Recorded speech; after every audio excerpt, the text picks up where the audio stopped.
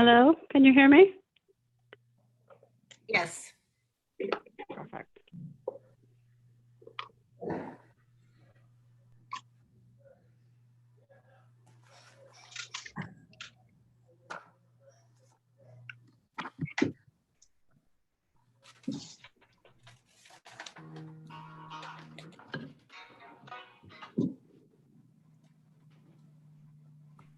Hello.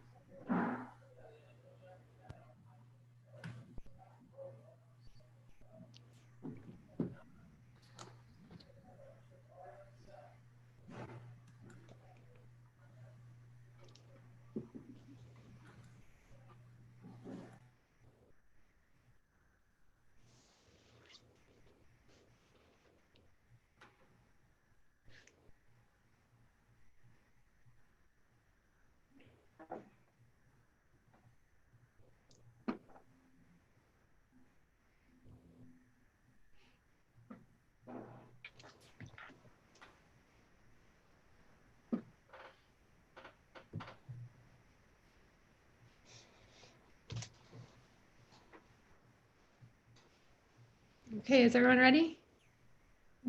Yep. Okay. It's 6 o'clock. We're going to call to order. We'll do a roll call attendance. Miss Garcia, Present. Miss Conley, Present. Miss Rizzi, Miss Kimball, Present. and I'm here, so we have a quorum of 4. We'll stand for the Pledge of Allegiance.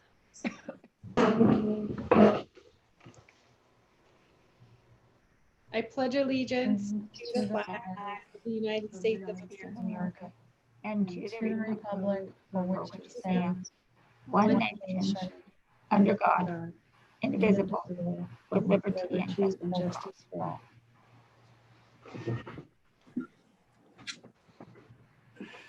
Okay, adoption of the agenda. Would somebody like to make a motion to adopt the agenda?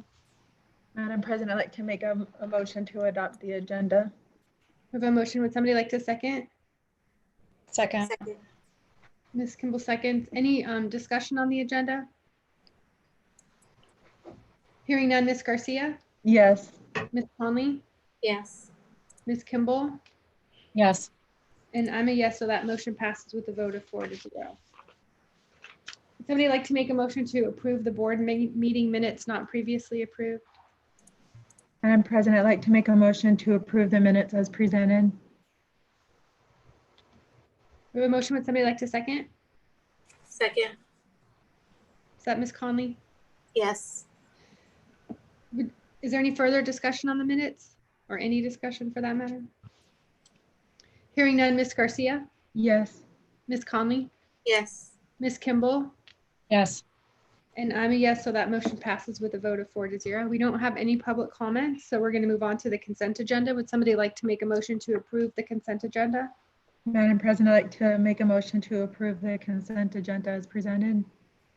Ms. Garcia made a motion. Would somebody like to second? Second. Ms. Kimball seconds. Ms. Garcia, Yes. Ms. Conley, Yes. Ms. Kimball, Yes.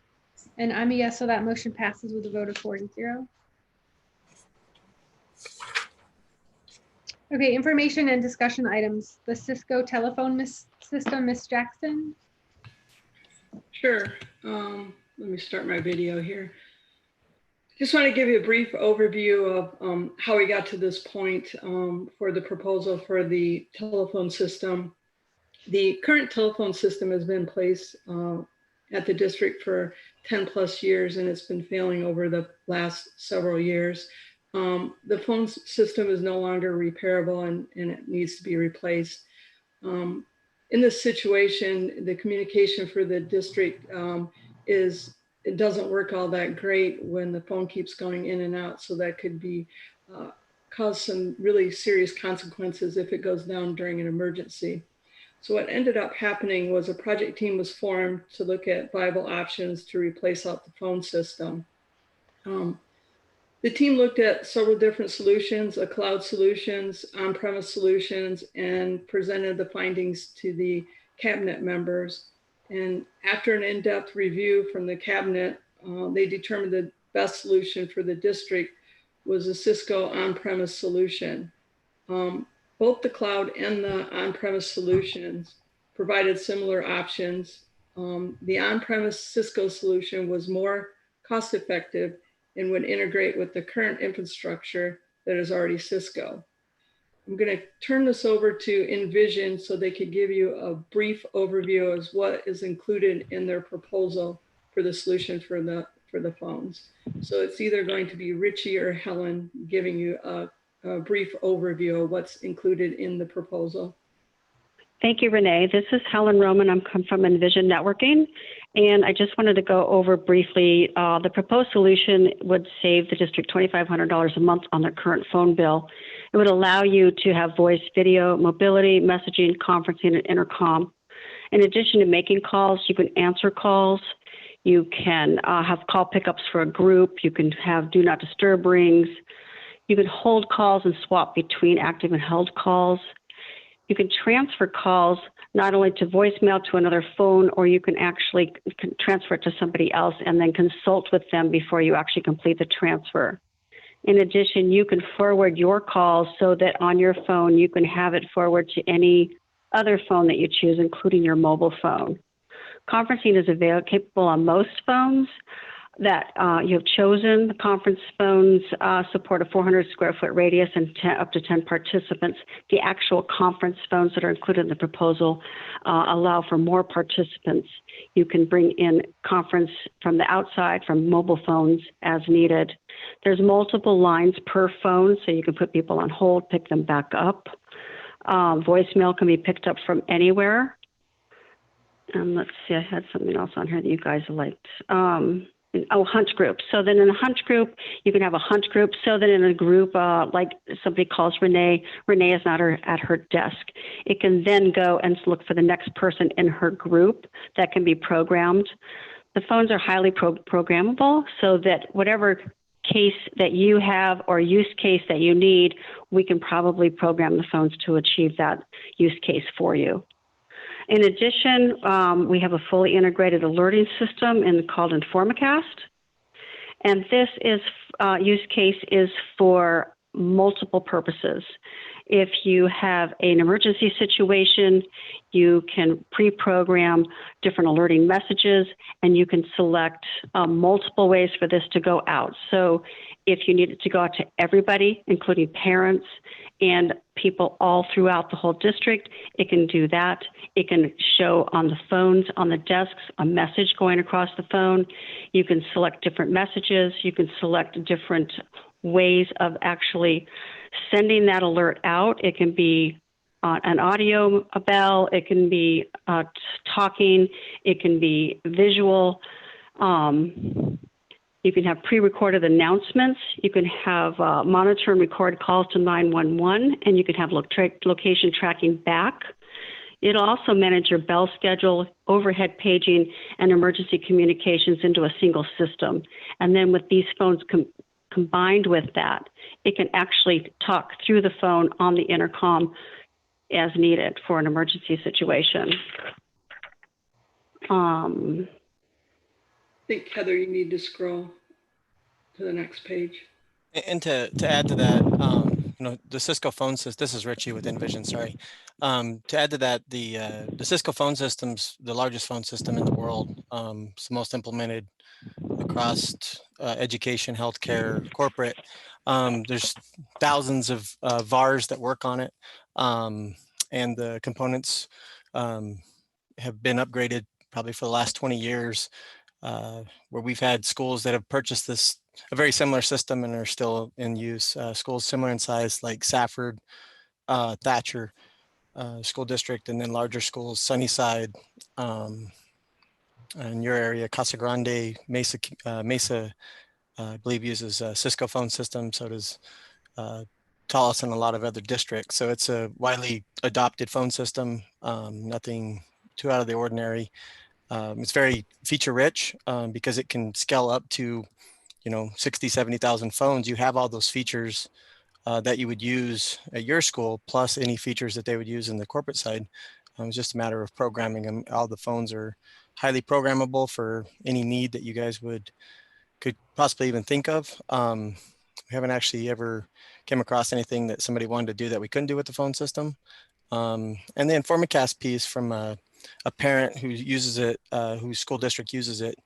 It's very cool because, you know, if there's a lockdown, you can send messages to cell phones, overhead paging, as Helen had said, apps on computers, and it just gives you, you know, another tool to use in those types of events. And you know, I think it's something as a parent that I've always liked that the school district where my students, my kids go to school, have it installed. So it's really nice, and that really is the differentiating factor between most other phone systems and the Cisco phone system. And then if you want to scroll down a little bit, Heather. So what we did was we reached out to each school and got a count of how many phones that we currently would need at each site. And Envision's come up with a proposal, and the overall cost for the phones, if you could scroll a little bit more, Heather, that'd be great. The overall cost for the phones would be $329,418. That includes the Informacast piece. I just want to mention that it was reminded to me that our current phone system is 20 years old. So it's been around for a while, and it's served us well. I think now is the time to replace it and make sure that we have something that's functioning in case of those emergencies. But with that cost, we can use Cisco financing to spread this over 5 years with 0% financing. So each year it would be $65,000 per year. Keep in mind, we will be saving $2,500 per month on the current phone bill that we have by going to this new system. So we would spread out the cost over the 5 years using Cisco financing with 0%. And then after the 5th year, on year 6, we can decide how much we want to include in the SmartNet.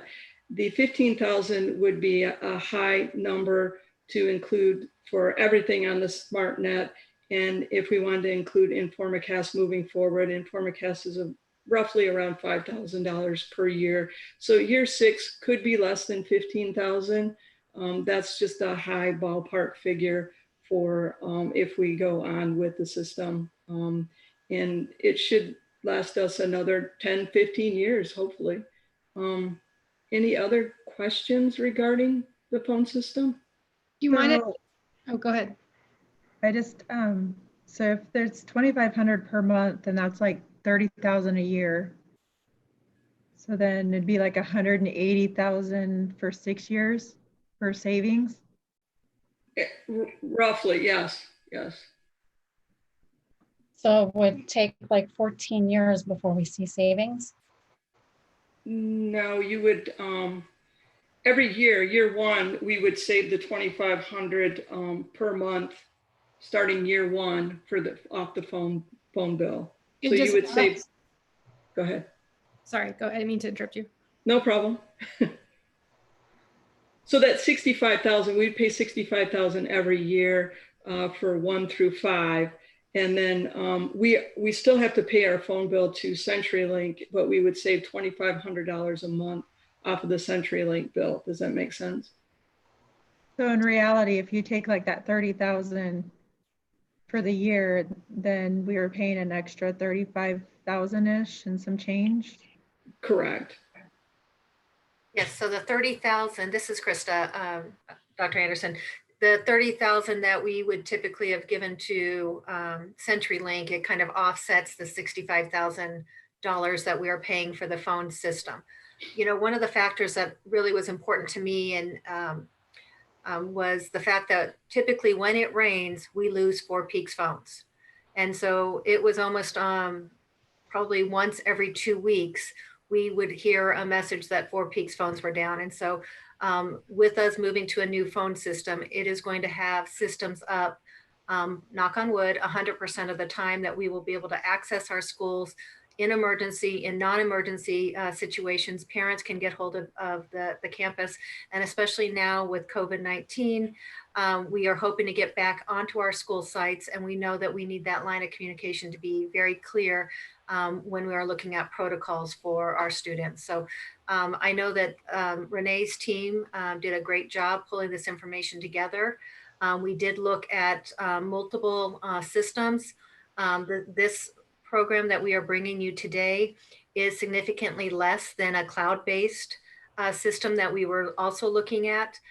So we do think that this will provide us a lot of capabilities that we currently don't have. So right now, when I call a school and say I'm calling specifically for Mr. Contrell over at Cactus Canyon, if he does not answer, it typically should go to his secretary or typically should go to somebody in his office, but it doesn't do that. It kicks back to Catherine in our district office. So when she was talking about creating those groups, that it will cycle through individuals on that campus, so that if we're trying to get hold of somebody on that campus, we are at this point keep getting kicked back onto our district office.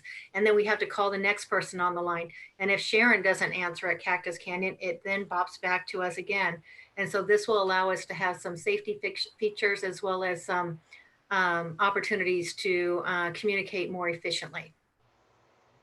So to answer Dina's question, what Renee was starting to say, so basically when we get to year 6, then we'll have like a positive cash flow of 15,000. We get to year 6, we've paid for all the equipment. The only thing we're paying for is the SmartNet, which is like service on the equipment. So we own all the equipment. We already paid for all that. We would just be paying for the SmartNet piece, which we put in 15,000. If we included everything in the SmartNet and Informacast, it would be 15,000 per year. It probably will be a lot less than that, but we will own all the equipment at that point. Renee, what is, or maybe Helen or Richie could answer this. What is the anticipated life of the system? Richie, I'll let you answer that. Yeah, so it's all software based now. So once you actually own the software, you continue to you own it forever. So it doesn't ever just quit working. So you would just take that software and you can move it from hardware platform to hardware platform. For example, one of the school districts, Thatcher, for example, they started in like 1998 with the phone system, and we've upgraded it several times and moved it from hardware to hardware. So, as hardware gets old, you usually get 7 to 8 years out of a server. And then you migrate it as part of your software package. The phone handsets, we have some handsets that have been in those classrooms since 1998. And so it just really depends on the breakage rate of those. But every situation is a little different, and some kindergarten classrooms may go through phones faster than high school classrooms or vice versa. So it's kind of hard to say on that side. But it's all software based. So as you buy new virtual machines, Renee upgrades her infrastructure. You can mitigate some of those costs and combine those and leverage your existing infrastructure purchases to upgrade your phone system. Right now with your phone system, you buy the phone system and it only works with the phone system equipment. And so that's kind of the software version of it. That makes sense. So with the service costs, does that include future updates of that software? Yeah, so the SmartNet that Renee was referring to is for the upgrade assurance on the software. And so generally the software is good for say you're in version 12 right now. So in 10 years, that version won't be upgradable again. And so you'd pay for that for 15 years or for 10 years. The reality is if you're happy with it in the 10 years, you don't have to upgrade your phone system. It'll still function because it's software based, running on a virtual platform. So you really don't have to upgrade your software if you're not going to be making major changes. So unless you want the latest video conferencing or you want a phone that is super fancy and you want those feature sets of those phones, then you don't need to upgrade your software. So if you stayed on the current upgrade path, so say the software is good for 10 years, you would be, say, version 20. Let's just say, for example, because you're on 12 now, you would use all the feature sets in version 20 for as long as you want. If that makes sense. Yeah. So in my experience with phone systems like this, there's a lot of features that generally don't get utilized. And especially with the turnover of people. So what ongoing support is included? So when there is turnover of people or admin staff or whatever, who are the people doing the training of everyone else, for that kind of ongoing support. From that aspect of it, generally it's a Cisco phone system, and you hire other folks that have probably came from a Cisco phone system or a very similar phone system. So add, moves, and change at the beginning of the year are the majority of the work. In certain school districts, their staff takes care of it 100%. In some school districts, we take care of it at 100%. Depending on the add, moves, and change in the organization, it's a spreadsheet, and you go through the spreadsheet. We've seen for Casa Grande, for example, it's about a day's labor to make all their add, moves, and changes at the beginning of the year.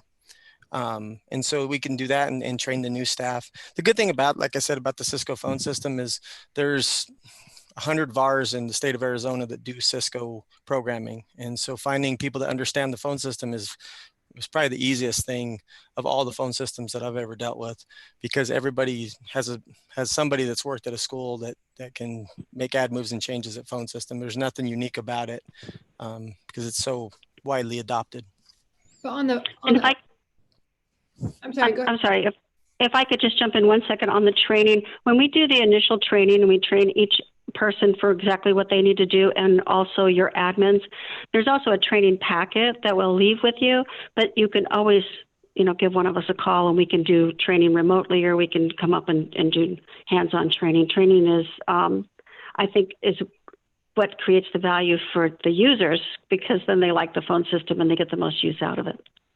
Yeah, I think that, generally there's always, just from what Dr. Anderson was saying, some efficiencies that will occur, but only when it's utilized to its fullest potential. Right. Yeah. Jody, I have a question. Ms. Kimball? Yes. So Renee, will we still be paying monthly to MediaCom? MediaCom is our internet connection, so yes. So that's still part Yeah. of the phone service though? Yeah, we'll still pay for MediaCom and we still pay for CenturyLink. We still need some PRIs with CenturyLink. Okay, We will so, be cutting back on the number of PRIs that we'll be using at CenturyLink. That's where that savings would come in, but we still need MediaCom for our internet service. okay, and then the lines, I see in here that there's $3,000 was that to replace the cable lines, but is that to the source or is that just within the district? That's so we're working on that. They're working on some of that right now out of this year's budget that I have. We need Cat5 in every classroom in order to use the new phone system because it's voice over IP. And so we have to go through each classroom to make sure it's capable of supporting a phone system. No matter if it was in the cloud or it's on premise, we would need to do this cabling.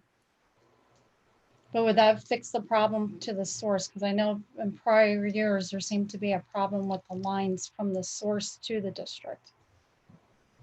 With the new phone system, I believe that we should not have that problem. Well, I think that's important to know. Yeah, well, we won't have, I'm trying to understand exactly what you're referring to as far as the source problem. Are you talking about? From where the lines come in from. I'm going to step in there for Ms. Kimball, are you referring to the lines from CenturyLink to our schools? Yeah, so the lines that are provided from those companies into the district. Okay, yeah. Because that seems to be one of the big problems that we have with the losing Right. of Right. contract and stuff like that. So if that's not going to be fixed, you know, we're still going to have a problem. Correct, and I believe that is fixed. So it's not lines, it's all internet based. Yeah, I believe that will be fixed, correct, Richie, with this. Yeah, so we're actually working on some resiliency. So you have a PRI, you have your design is pretty standard from older systems. So you have two PRIs that come in that feed the service to the outside world. Those both come into their district office at this point. Then you also have T1 lines that interconnect the phone system at each site. And those are where we see a lot of the problems. And that's where like if 4 peaks only goes down, then that's the T1 at 4 peaks. What we're looking at doing is, and now with the new system, the communication will travel across the MediaCom link, which is a very resilient ring, fiber ring that was built in the last few years.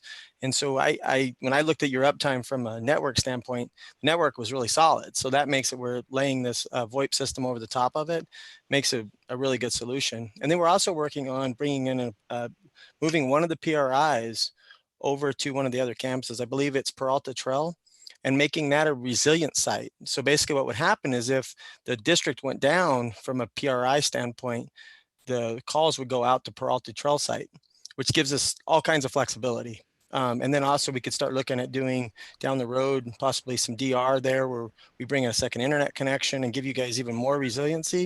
And then there's also a technology that's called SIP that we can move to with the technology that we're implementing that allows calls to go over to the internet instead of using PRIs. And that there's some cost savings there for long distance and such. But this system, like I said, gives you so much flexibility. You're able to move in that direction and limit your liability on downtime per campus. I believe, does that answer your question, Dina? Yeah, is there additional cost to those additional things that would be needed over time? No, it's how we design and pick the equipment that goes in which location. We're trying to finalize that. We haven't got the last word from CenturyLink on what they can provide, but the equipment's able to handle that with the design and the cost that we have embedded in. And in fact, once we go in and we get with CenturyLink, there's actually a new contract that they've renegotiated the prices on the PRIs, and that can actually bring that cost down a little bit over your current cost. And then also once we get to an ID, if we can get to the SIP technology down the road, we could say, hey, when you go to make a long distance call, go off the SIP trunk, which saves you all your long distance bills. Sometimes it makes sense if you have a lot of kids that are, or parents that are in, different area codes and got to pay long distance. So you can look at that as some cost savings as well. One district was all reservation based and we saved them something like $400 or $500 a month just moving to the SIP technology. So there's some options down the road. So I don't know, maybe Jody can help me with this, but I'm adding up. So you're saying it's $2,500 a month savings. The cost is $404,000. So if I add it up, it's like 160 months till you see savings. Is that accurate, Jody? What do you think? Well, I but mean, I'm just saying we're, I don't look at it from that perspective because Okay. you're purchasing something that's providing you value. You're not going to buy a brand new system and get savings. right, but my concern is this new phone service, it might be obsolete in 5-6 years. I mean, I don't even know what from what they just explained, it's software, which it constantly updates. Yeah. Wow. And I think from this communication perspective with parents, with weather and lockdowns and all of that, like it's a huge improvement from what we have now in terms of communicating.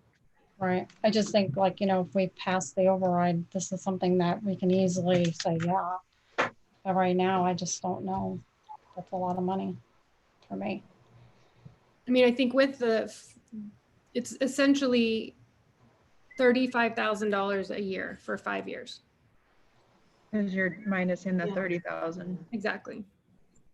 You're taking away from CenturyLink, right? Correct. The 2,500 times 12. But are you adding in the cost from MediaCom in that?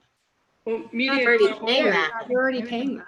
That doesn't change. No, I know, but that's still an expense. But that's an expense that exists irregardless. Yeah. Can I just say something real quick?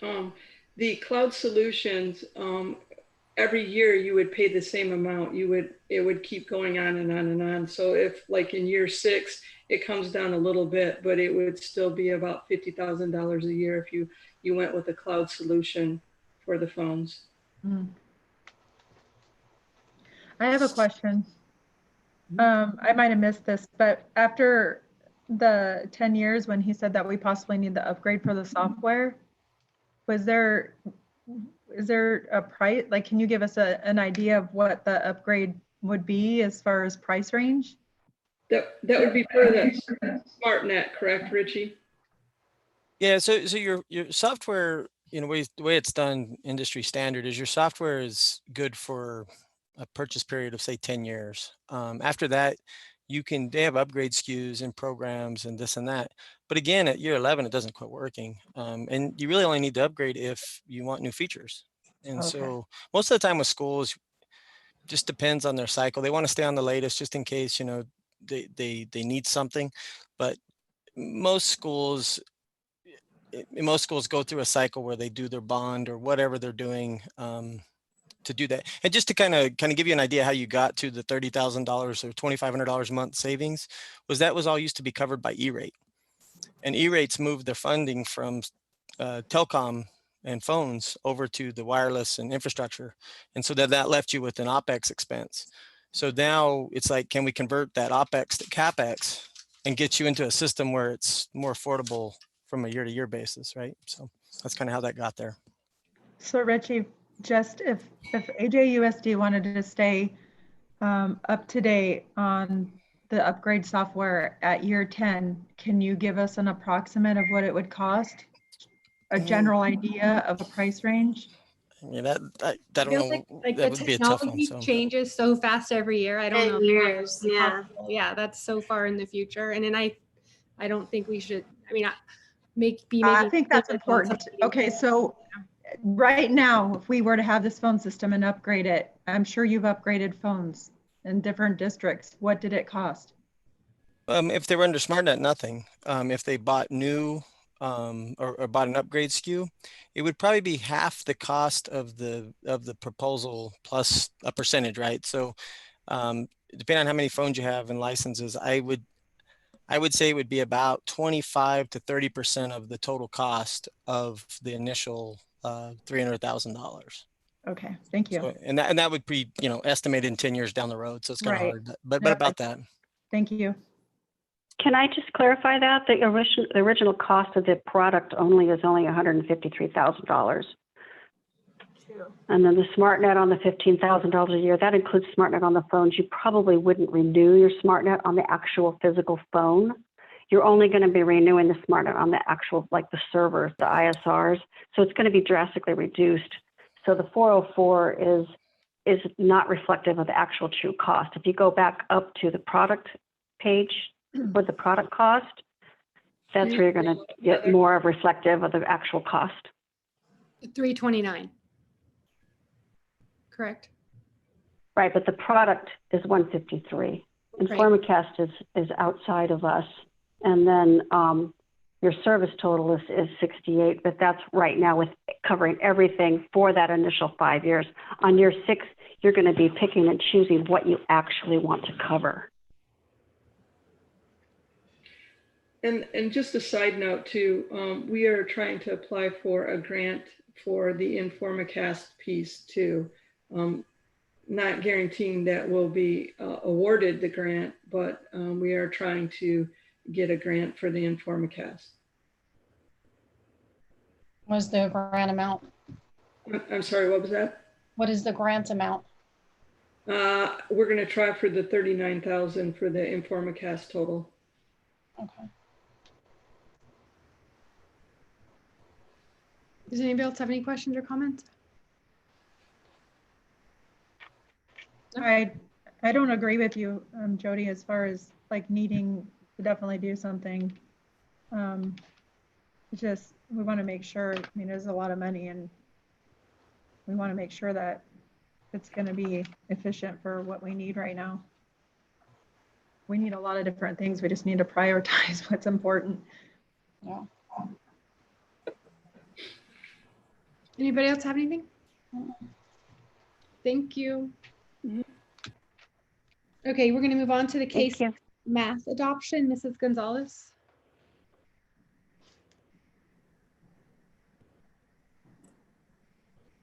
Go ahead and kind of recap what's been going on. Oh, okay, she unmuted me. Recap and then update.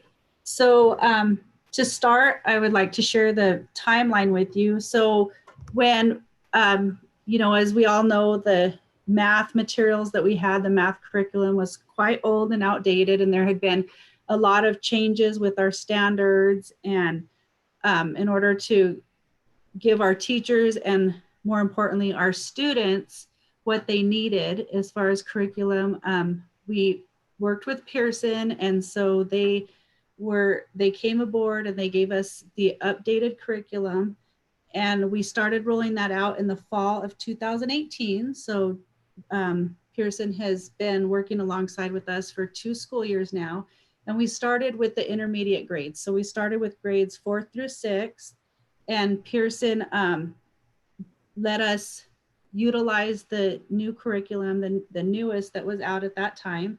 And they came in September during our professional development day, and they trained our teachers on that new curriculum. So that was the first time they came out.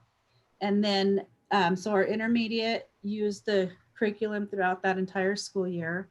And in the spring, they came back out to our summer academy that we have every year. And they had PD for our 4th through 6th grade teachers. And it was, you know, after they had been able to use the new materials for a year, they came out and provided additional support after the teachers had been able to implement that in their classrooms and kind of have a better understanding of all the different pieces and know what types of questions to ask. And so they gave them the additional support there. And then they helped them with next steps going into the next school year. And then we also brought them in and they held a professional development for our primary teachers so that they could begin their implementation in the fall of 2019. So the fall of 2019, all teachers K-6 were using the new updated curriculum, and they came in October and provided more support and professional development for our teachers. So that's just kind of the outline of where we got started and where we are currently with that. So questions on the timeline? All right. So they've provided a great deal of professional development and support, and they continue to do so. But just so you kind of have an idea of different things that we really focused on, Of course, we started with the different components and they help the teachers navigate the flow of a lesson. So when they start math each day, what should that look like? What should they start with? And what are the components that are the non-negotiables that should be done every day? And then in addition to those non-negotiables that should be done daily, what are the other pieces that are available for teachers to meet the different needs of students? They've helped a lot with adjusting levels and differentiation so that teachers have the materials and the understanding and the training to not just teach to the middle, but also reach those students who need reteaching or those students who are ready for enrichment. There's everything that they would need if they don't have a hard copy, it's online. And so the teachers really dove into that and have been using it. The kids, it's really neat to go into the classrooms and see the kids on their iPads or their Chromebooks doing things online, which really doing that in class and making that part of the norm was really key for a good rollout when COVID came about and we had to do a lot of online teaching.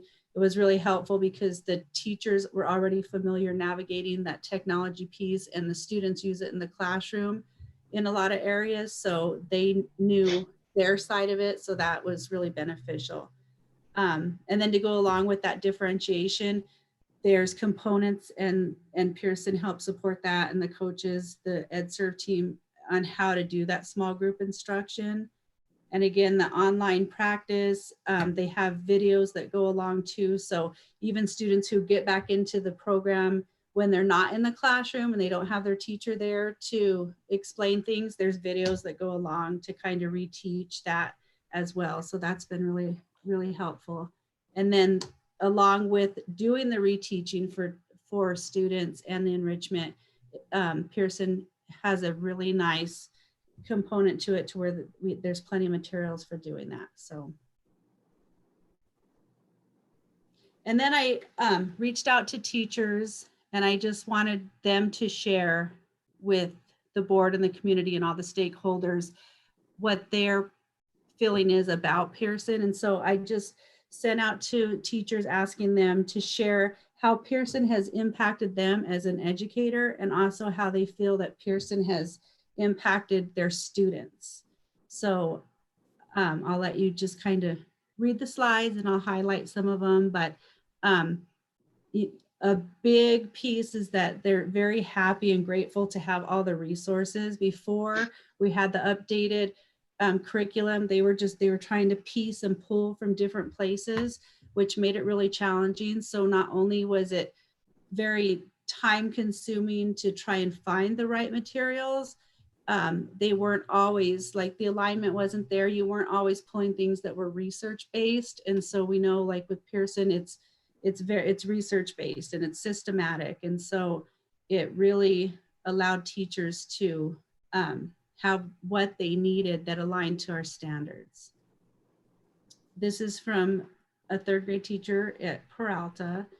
And so she really appreciates the independent practice options. And within Pearson, it does have a lot of resources to help the teachers get data on their students to help make those instructional decisions and to put them in a small group so that the teachers are meeting the students where the students need to be met, where the students are. And a lot of the teachers, Stephanie shared here too, but a lot of teachers have the same similar input that they really like how things are laid out and it's user friendly. And so it's really helpful for them when they're planning. Courtney Campbell, same thing, she shared about the online practices and how helpful they were and just how nice it was to have a curriculum in the classroom. Again, blending the skills and, they really talked about, rather than just trying to cover that standard and pull different resources that hopefully meet what that standard's asking them to do. They know now that they have research-based systematic curriculum in front of them that allows them to do that. And Melissa Martinez, a lot of the teachers shared this too, that how helpful it was that we had the support of the trainers, and the trainers did an amazing job. So it was really helpful and helped take it back into the program and into the classroom and make a really good transition into using the new curriculum effectively. So, and our next steps, we have the adoption, and we're in contact with Pearson and the trainers for that continued support. And the goal for the EdServe team and the plan, we continue in the planning stages to offer that support and that professional development. And in fact, today, our K-6 teachers, we split into, we had K through second, and then we had third through sixth, and we focused on wonders today. And tomorrow, our summer academy, our professional development, is focusing on math and Pearson. And then one thing we wanted to point out is that the funding for this comes from those that result-based funding that we received from Desert Vista and Peralta. So we had about approximately $116,000 that we'll use to make this math adoption purchase. How often did the Pearson trainers, like with what frequency did they come out? So they, on the timeline, they came out regularly at the beginning of the school year and then the end of the school year, but they were very, like, whenever there were questions from any of the staff or from us, they would, you know, they would respond through email, or they'd get us the support that we needed, guide us. So they really, while they came out a minimum of twice a year, beginning of the school year to get everything set up and started, and then the end of the school year to revisit what had taken place over the school year and plan for the following school year, they were in constant contact and support however we needed them. So that was nice. And they have a lot of like training videos and online resources that they would also share with us, so we could push those out to teachers as well. Awesome. Does anybody else have any comments or questions? I have a question. Ms. Kimball. Hi, Robin. Hi. I just wanted to ask you, so we adopted Ingenuity. Are we keeping Beyond Textbooks, or are we phasing that out? Well, Ms. Wallace. I can answer that. Okay. So this that Robin's talking about is Pearson curriculum for K-6. So the K-6 teachers will have this curriculum so that they have actual curriculum in their hands, books, manipulatives, those things for math. We have decided to phase out BT and not renew that contract for the upcoming school year because of the work that we've been doing with Edgenuity. We feel that the product that Edgenuity gives us has a lot of the pieces that Beyond Textbook has. And with the change of that tool, it'll allow for the teachers to kind of be refreshed and have a new way to look at the instruction that they're doing in their classroom. So it is that online virtual platform, but it's got a strong scope and sequence. It has a strong standards alignment, and there are tools in that program that match and mirror what we were getting from Beyond Textbooks. So Heather, I'm just thinking, because Ingenuity is new, and we're implementing it for next year. Right. Is it good to hold on to Beyond Textbooks as we try Ingenuity, or do you think it's better just to? We had talked about going that route, but we did a survey with teachers, and we felt that after surveying the teachers that we felt strongly that we could bring in Edgenuity and we have some curriculum training this summer that's going to happen, and that teachers, for example, were in Edgenuity today for training, again tomorrow. So we feel like the pieces that they were using for Beyond Textbook are easy to implement from Edgenuity. So rather than spend that additional money and maybe not get the use, because sometimes too many tools is overwhelming. And so this way they would focus on that new tool and using Edgenuity. We decided to phase out Beyond Textbooks. Okay. And really, when we brought Beyond Textbooks aboard years ago, we didn't have curriculum, we didn't have mapping. There was just a lot that we didn't have. And so when we brought BT in, it was great because it calendared all of our standards so that, you know, if we have a student sitting at 4 peaks, because we know we have movement within our district. So if we have a student sitting at 4 peaks, but now I go to Peralta, before it was because teachers were trying to just pull to the best of their ability resources to use for teaching. And so with that, the calendar, they knew that if I'm in 3rd grade and I just finished fractions and I'm leaving 4 peaks, we're on the same pace as we are. And so now I go to Peralta and I'm where my peers are at, instead of having all these gaps. And so that was one big thing. And then it had the unwrapped document for the standards. It had assessments in there. And so now that we have Wonders and Pearson, right. Wonders and Pearson have like they have a pacing in there already. And so they'll, you know, it'll say, okay, this should be taught, for example, in Pearson. If you're working on a certain standard, this is an 8-day, you're going to teach a standard for 8 days, or you're going to teach a standard for 5 days, however many days that research has said that should take to teach.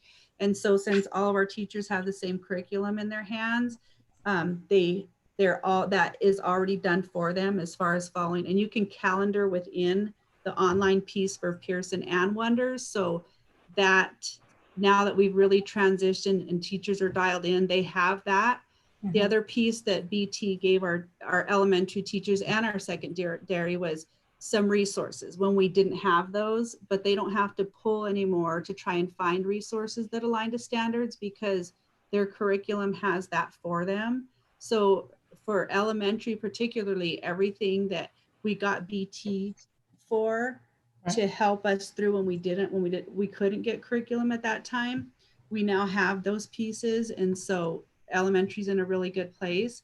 Secondary was really using BT to try and pull resources to it. And BT has a ton of strengths, but one thing that the secondary teachers were concerned about was the limited amount of resources that they're, you know, especially maybe Algebra 2, or there is a lot of places where there really weren't a good selection of research-based aligned to the standard activities and lessons. And so Ingenuity, all that alignment's there.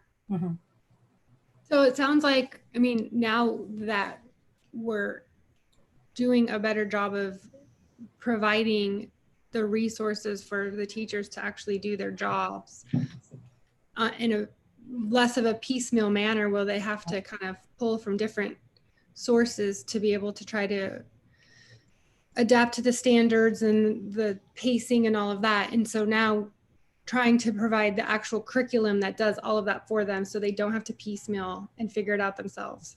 Yes. Right, and Ingenuity is that program that supports the curriculum, right? And with Beyond Textbooks, we had it, but we didn't have the curriculum to really work with it. Correct.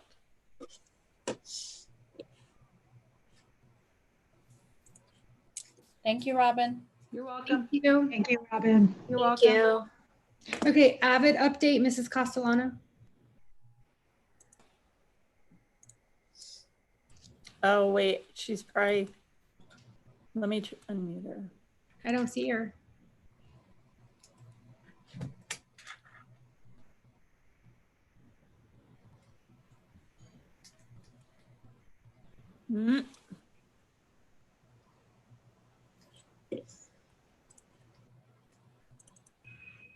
I'm trying to unmute her. I don't know if she's trying to at the same time.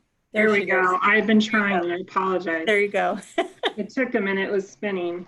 Good evening, Madam President, members of the board, and Dr. Anderson. Can you hear me okay? Okay. Yes. I am here to talk about Avid at both our Cactus Canyon and high school. Talk about this year's implementation and how we're going to look as we go into next year. So just as we start, I want to recap Avid's mission, and it is to close the achievement gap by preparing all students for college readiness and success in a global society. So all year long in Avid, we have what we call as a CCI, and that is a coaching and certification instrument. And it's quite extensive. And it's broken into 4 domains. And so I broke this presentation up into the 4 domains so that I could kind of show you where we're at in all sections. And you'll see a lot of it overlaps. So you'll kind of see that as well. So we'll start with instruction, the instruction domain. And I'm also going to start with Cactus Canyon because this is their 2nd year of implementation, and the high school just started this year as their 1st year of implementation. So I'm going to start with Cactus Canyon, and then at the end we'll talk about the high school. So Cactus Canyon with instruction, just to kind of tell you what just instruction the domain is it's a school-wide instruction, and it occurs when the entire instructional staff utilizes Avid strategies, best instructional practices, and 21st century tools to ensure college readiness for our Avid elective students, and then all, to improve academic performance for all of our students. And then the wicker star right there is a big piece of all the instructional strategies, as you can read: the writing, inquiry, collaboration, organization, and reading. Those are all the pieces that we want in all classes, all content areas. You can go to the next slide, Heather. All right, so I wanted to show you the CCI, going back to that, again, they're tracking the way they track in all the 4 domains. And Cactus Canyon really did a nice job and took a long time, a lot of meeting hours of really putting in examples, because they want to see live examples, and in all the areas. I want to say it's probably over 100 slides, 100 pages of what they've done. I took some of these focused note-taking examples just to show you, if you can kind of see through all the different content areas. There's 3-column notes, there's graphic organizers, interactive notebooks, Cornell notes. And again, just to recap, focused note-taking is an ongoing professional instructional strategy that we want to keep going, because it's not just taking down notes, it's interacting with the notes and revising and annotating, summarizing, looking at our notes and asking questions about the notes, because as we learn, we need to apply it and make sure that we're understanding it.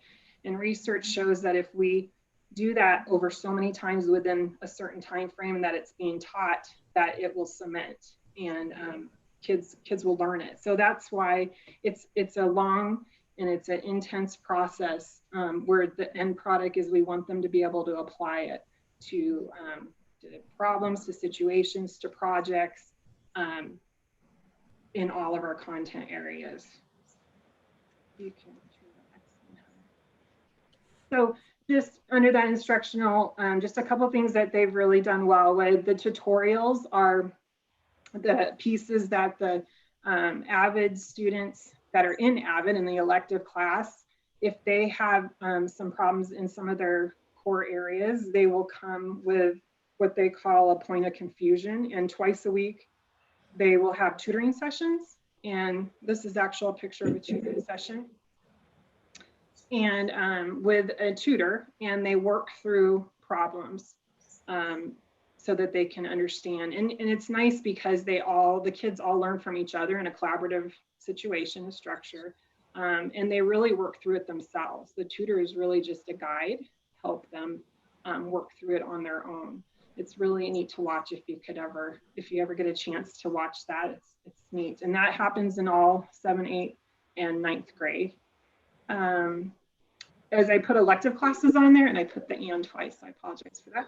But elective classes, we want at Cactus Canyon next year to go into our PE classes, our art class, band and orchestra. We want that note-taking process to go into those areas as well in the Wicker instructional strategies. Currently, the band director who came from another Avid district is utilizing some of those strategies, so that's great. And Coach Kim Grant is also going to attend the Summer Academy this summer, and so that she can come back next year and implement and support that. Wickerizing lesson plans, the teachers, if we plan for something, we know as a teacher we will actually, you know, if we're purposeful with what we want to do and we plan for it, collaborate with each other in our departments, we are going to do it. So the teachers at Cactus Canyon, what they call Wickerize their lesson plans. And it doesn't mean that you're going to do all the pieces of Wicker every day, but you're planning for different pieces on different days. And when you walk in their rooms, it's on their boards. And so you can see what pieces they're doing of the Wicker that day in their plans or in their lessons. And then collaborative structures are just really purposefully planning for students to work together. We know when students work together, they learn from each other. It's more engaging instead of just singleton or independent. We do have that as well, but collaborative structures work really well in those pieces. So they've worked really hard on those areas in instruction. And go ahead and change that one. All right, so the next domain is systems. And systems are in place to support curriculum instruction, data collection, analysis, professional learning, and student and parent outreach to ensure college readiness, again, for all of our students. The Cactus Canyon site team has really developed a really nice defined recruitment plan. It's recruitment, retention, and expansion plan. What they've done so far this year, and they've done a really nice job with COVID happening, but they've talked to all the 6th grade classes. They've then sent emails to parents. They went and then did Zoom calls with them, I believe 5 or 6 weeks ago. And then just last week, they had about 40 6th graders apply and interview to be an Avid. So it was very exciting. And I know that they loved doing those because it's neat to see. And we also had interest in our other grades as well, especially at the high school. So it's nice to see that.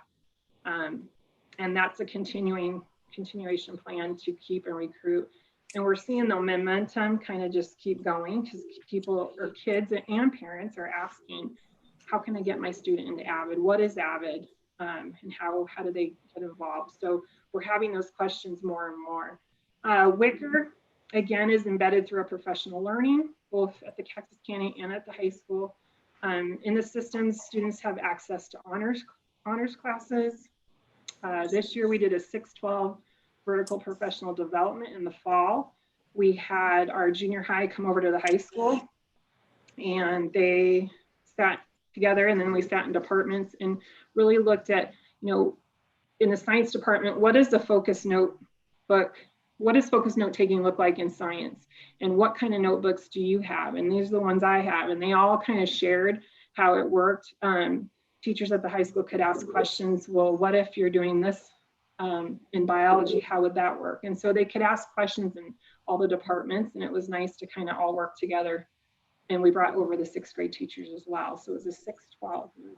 It was good. It was neat to see.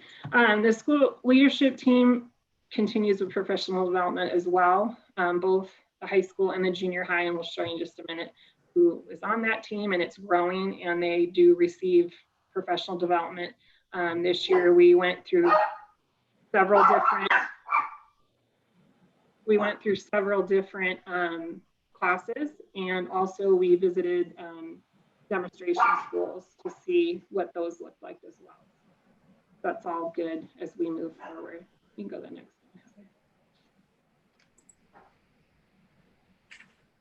The next domain is leadership. And Avid School-wide leadership sets the vision and tone that promote, again, college readiness and high expectations for all students in the school. Increase college awareness school-wide, and I want to say that definitely that's a definite in both campuses. But in Cactus, they have boards, college boards, they have bulletin boards, they have all kinds of things throughout their school, or throughout the campus, I mean, and it's neat to see. Community outreach, they did quite a few things in the community. They built the homecoming float. They did 6th grade tours. So when the incoming junior high came this year on campus, they were bussed over from all the elementaries. The Avid team, or Avid students, classes actually got together and created the entire assembly. They had a lunch, and then they took them on tours. So it was a great experience for them, especially for 6th graders to see, wow, 7th and 8th graders, they're doing this. So it was a neat experience. They also donated pizza to the firefighters and AJ Hospital just in the COVID time right now. And let's see. Oh, and they also adopted families at Christmas and delivered presents for our families that were in need. So that was a lot. They were doing a lot more with that. Communication. Do I have communication? Oh, great. Can you go back, Heather? All right. Communication has increased as well. They have monthly newsletters that go out to parents, and expanded work with the elementary schools is kind of what I just talked about with the tours and their Zoom meetings. And then the site leadership team is growing. Okay. All right. And the last domain is culture. And Avid school-wide culture is evident when the Avid philosophy progressively shifts beliefs and behaviors, resulting in an increase of students meeting college readiness requirements. So, it takes, we can say we're doing Avid, but we need to continue to change mindsets and that school-wide belief. And you can definitely see it shifting school-wide at Cactus Canyon. It's a neat thing to see. Again, it's college awareness on the campus in all different ways.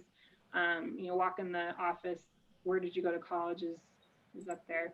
I have that little picture there. Each of the teachers have where they went to college on their doors. And again, there's bulletin boards and all kinds of college paraphernalia all through the campus. Avid went on student trips. They went to the ASU basketball game. They went to the baseball training, spring training. They also went to NAU and to CAC. So those were, it's definitely neat to go see those experiences, especially out of our community to another city like Flagstaff to see a university. So I think the kids really enjoyed that. And as we move into our PLCs in our training this next year, collaboration will only become stronger, especially junior high and the high school with our Avid instructional strategies. We do currently have community members tutoring our students in those tutorials that I talked about earlier at the junior high. So that's been a great experience this year. And they're seeing increased parental support as well in meetings they've had. Excuse me. All right, Heather, you can go on next one. Here's just some pictures. I just wanted to show you just some kind of things around the campus. Mr. Deloria has, when he does online announcements these last few months, they did an Avid, once a week was Avid, wear your Avid t-shirt, and he had his on, just to give you an example. And then on our next slide is the team members at Cactus Canyon. And you can see the new teachers that will be taking the Summer Institute, which will be at the end of June. And they will begin their journey in working on the Avid site team this next school year.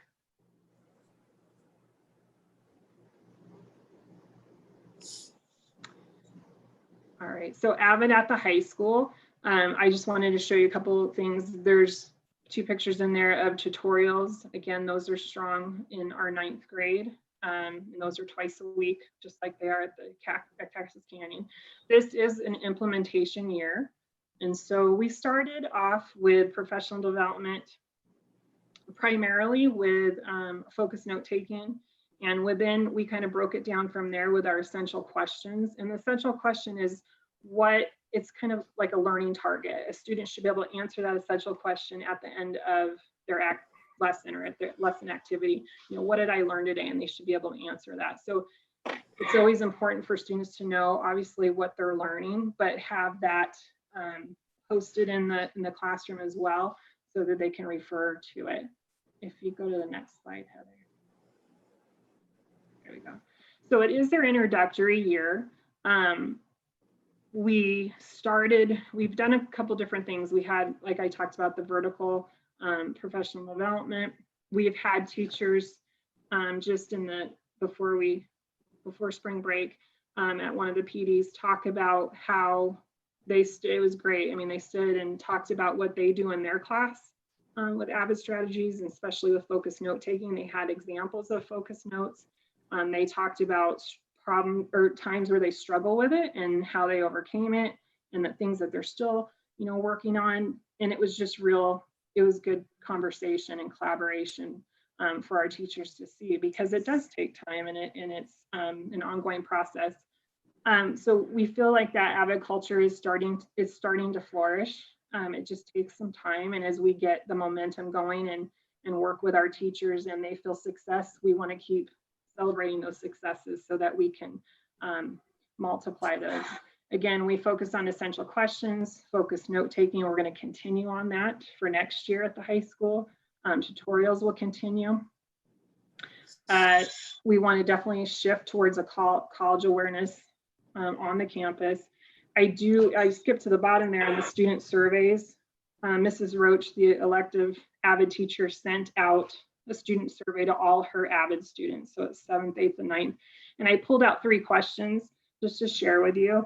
One of the questions was, have any of your teachers talked about college experiences or expectations this year? And 85% of the students said yes.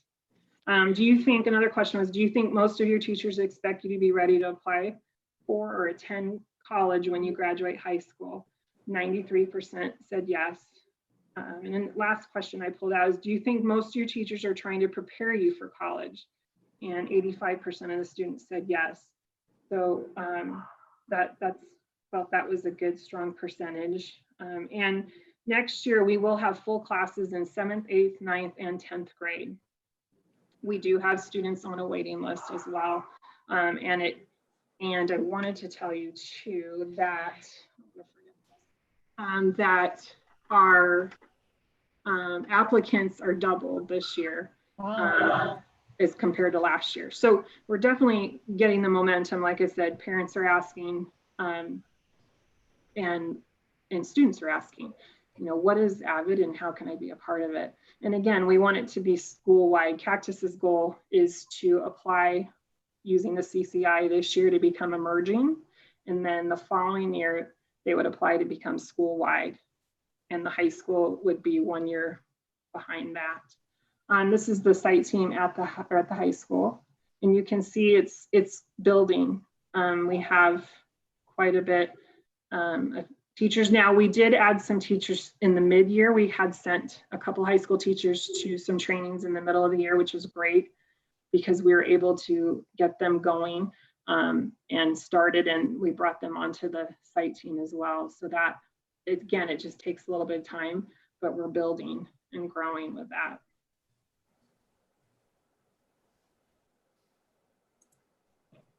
And I believe that is all. Does anybody have any questions? I know I said a lot, so. Does anybody have any questions? I do. Ms. Kimball? Emily, do you want to go first? No, go ahead, Tina. Hi, Courtney. Hi. Okay, so I know last year we used to have, I think it was the National Honor Society students that would tutor the Avid students at the junior high. Are we still doing that? Or I know we were thinking of a way to have some kind of incentive maybe for the seniors, like because they're half day or early release students, maybe have like a scholarship or something that we can implement to kind of get them to help tutor the younger kids.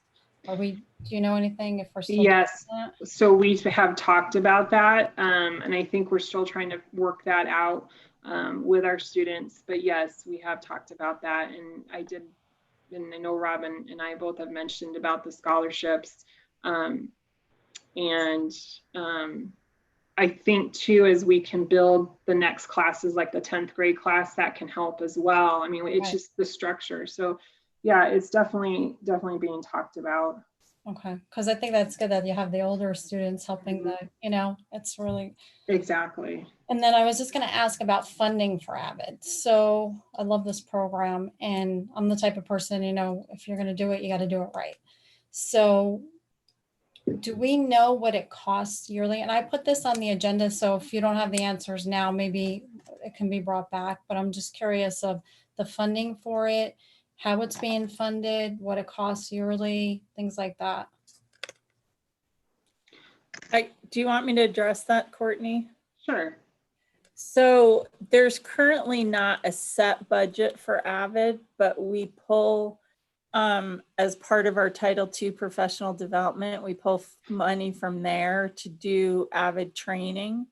And then the site allocations account for the Avid people on the campuses. So those are budgeted in as part of their site allocations. I think part of what Robin and Courtney, when they look at scholarships and things like that, we just have to do a better job of maybe getting tax credit or some things like that, because we don't have an allocated budget for tutoring or those types of things at this time. Right. So is there a way we can get kind of a budget idea? I can share in a governing board update currently what we're spending and where we're spending it from right now. Okay. I just, parents love this program. I've heard so many good things about it.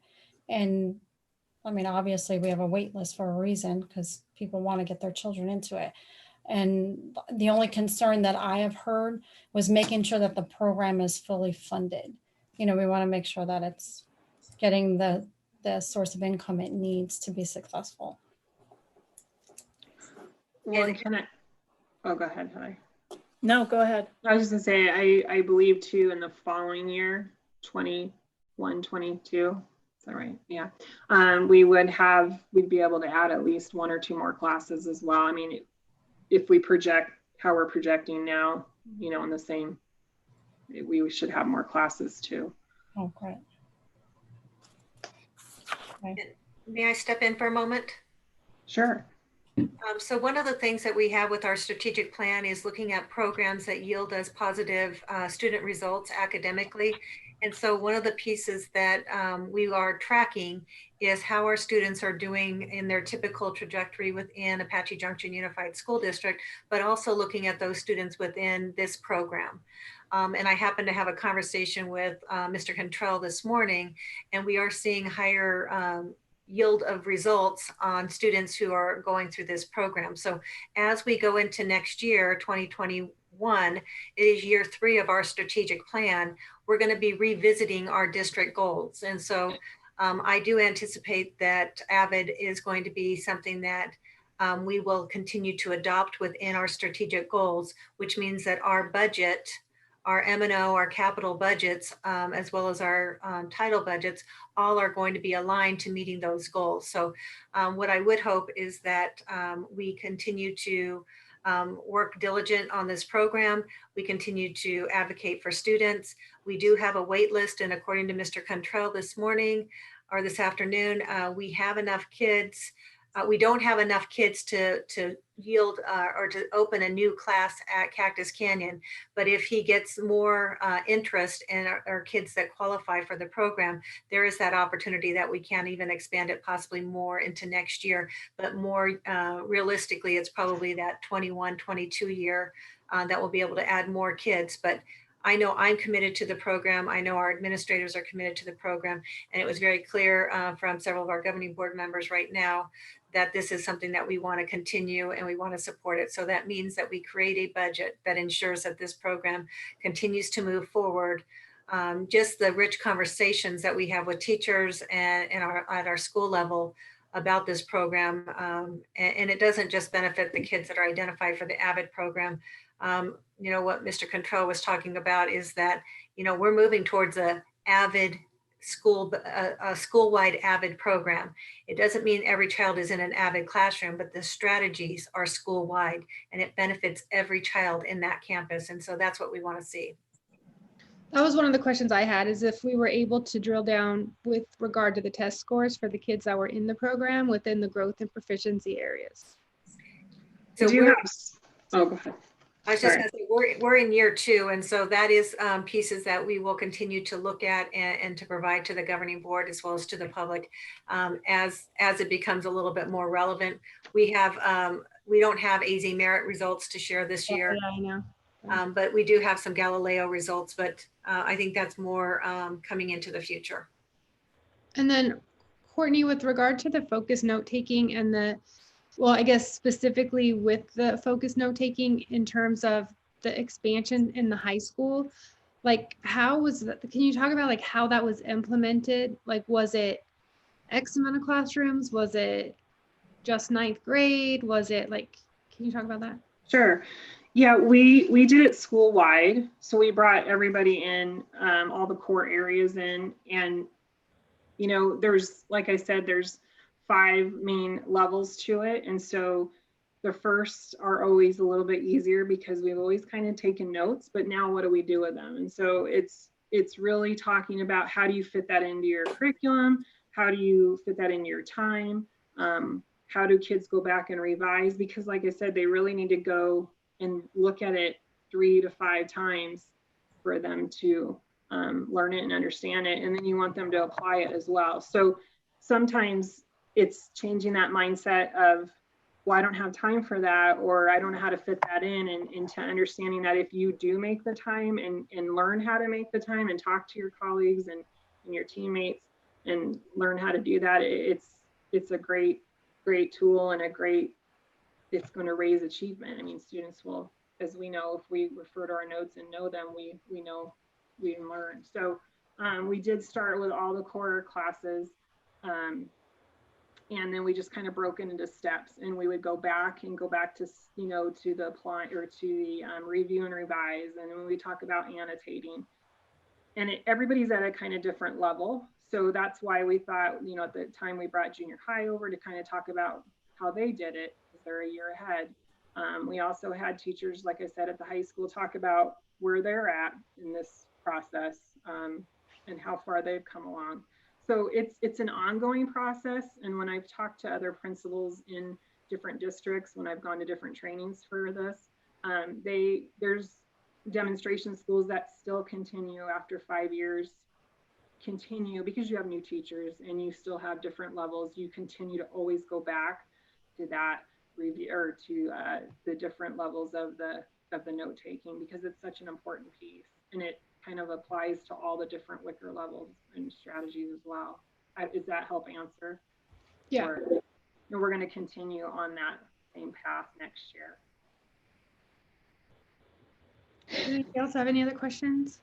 You guys answered it. I kind of just was going to talk about when we had the meeting with the principals and the importance, like Chad Cantrell had brought up, making sure that we move the skills and the training and just making sure that we fully fund the program. So that's all I was going to say, but it was already stated. Thank you. Thank you. Okay, 2020 summer school model, Mrs. Wallace. Okay, let me get there. Good evening, Governing Board. So tonight we're going to share the summer learning plan for both the students and the teachers.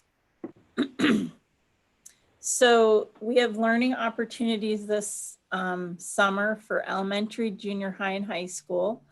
So our summer school program will run June 1st to June 18th, Monday through Thursday. We have a elementary program that is going to run for 2 weeks with classroom teachers sharing activities and different learning opportunities with students online. And then the third week of their summer opportunities will be actually a virtual Camp Invention. So Camp Invention has taken their camp that we typically do at Cactus Canyon, and students will have materials and their camp t-shirt sent directly to their house from Invent Now, the Camp Invention people, and students will work online with the teachers and then create and build things in their home using the materials that have been sent to them. At the junior high is focusing on the rising sixth graders and their current seventh graders. So they're going to work with those sixth graders that are coming into Cactus and offer them some classes to get them ready for seventh grade. And then they're working with their seventh grade students to either fill some gaps that they may have had over the past school year or get them ready for eighth grade classes. And then our eighth graders, our rising eighth graders into the high school, are going to work at the high school level. They're going to be doing physical science with Bethany Ligon on Edgenuity. And then our current 9th through 11th graders are going to have had the opportunity to sign up for either credit recovery classes or acceleration classes. So currently we have at elementary approximately 150 students signed up with the ability to take up to 200. We have about 25 students at the junior high right now, and we have about 135 high school students that are signed up to take classes. And then, go ahead. Go ahead. What the capacity was at those schools? At junior high and high school? Mm-hmm. There really isn't one. We have a capacity at elementary because of the product that we've purchased through camp. Okay. There's really not a limit at the junior high and high school. So it's really just opportunities that the community wants to take advantage of and sign up for those. And then the learning opportunities we have for the teachers this summer, we have online, all our opportunities are online and virtual. So we started today with Edgenuity, and the secondary teachers 7th through 12th grade. We had approximately 43 teachers today that went through training with Edgenuity, and almost 50 more tomorrow that are going to go through Edgenuity. We also had curriculum training for elementary today in reading, and tomorrow we'll have it with math. We have Kagan training this week on Thursday and Friday for our elementary school teachers, and that's to focus on student engagement and to help with instruction in the classroom, helping keep students engaged. Our Avid teams are going to virtual training. Cactus Canyon will go at the end of June, and the high school is going to go at the beginning of July. And then we have curriculum planning throughout the month of June, where we have our 7th through 12th grade teachers getting together to curriculum plan vertically and look at standards and mapping and work together in their department areas. So we have a meeting scheduled for the ELA and English department, one for science and social, one for science, one for social studies, and then one for math. And so the teachers are paid $20 an hour for the times that they attend. And so there's an opportunity for them to, make some money during the summer because they're giving up their time. So we just try to encourage that, but at the same time, it allows us the opportunity to have them with us for times where they can focus really on the planning that they're doing and the learning that they're partaking in to get stronger for the upcoming school year. Any questions about the summer plan?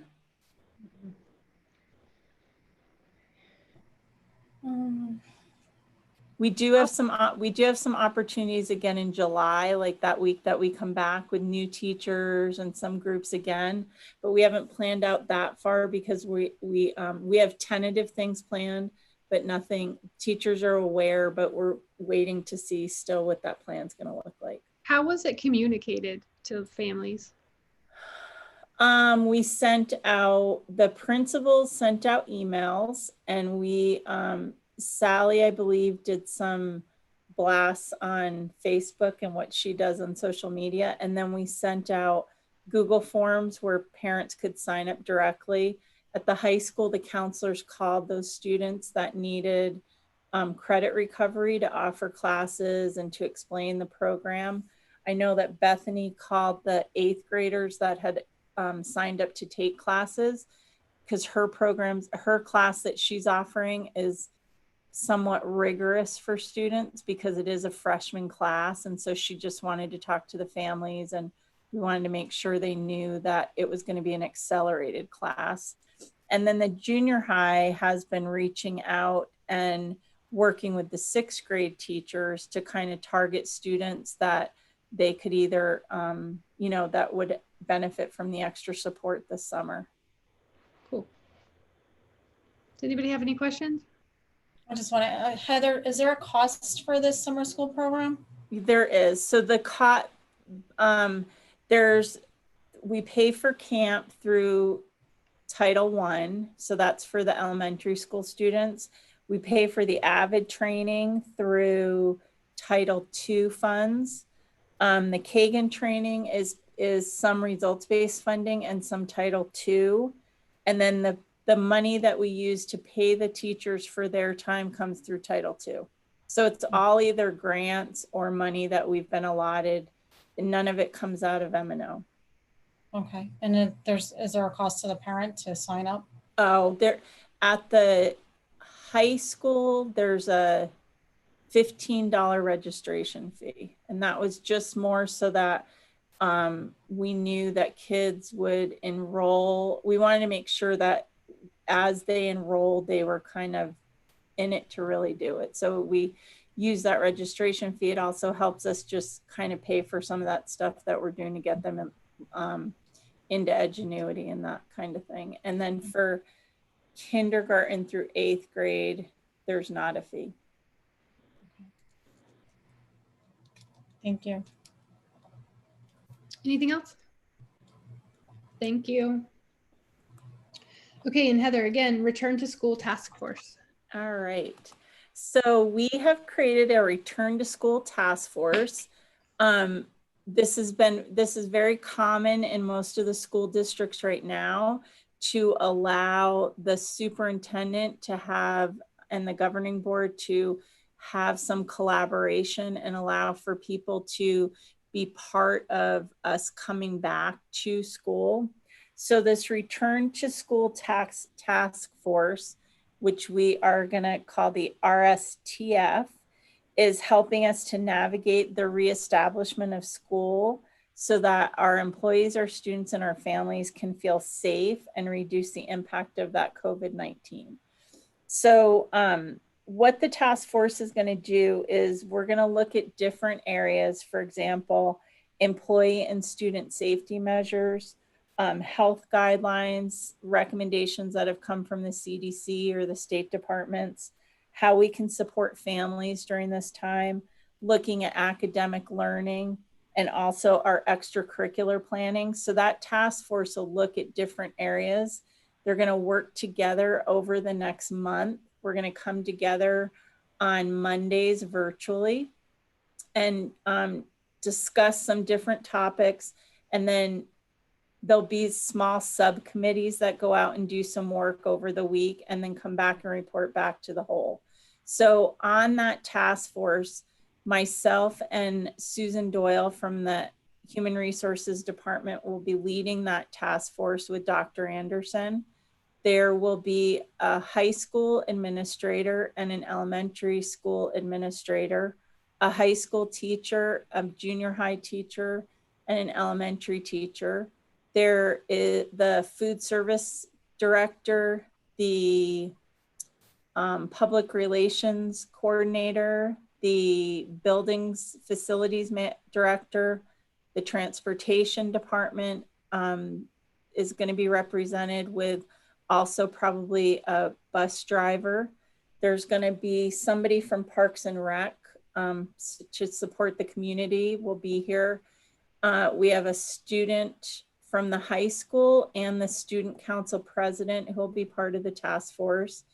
And then teachers at each level and some classified people. And so that task force will work together and just kind of put together some different plans, looking at those areas that I had talked about. So discussing safety measures, academics, what extracurricular activities will look like.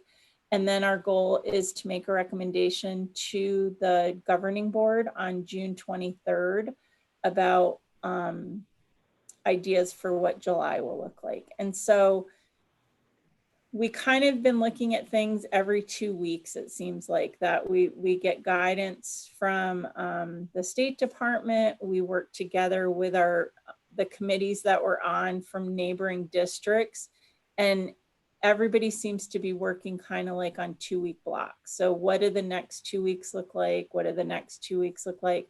For us, that June 23rd meeting with you will be important because we'll be looking at what the coming back to school looks like and making sure that we've taken care of areas and made sure that we've covered everything so people feel safe, and we've looked at everything that we need to.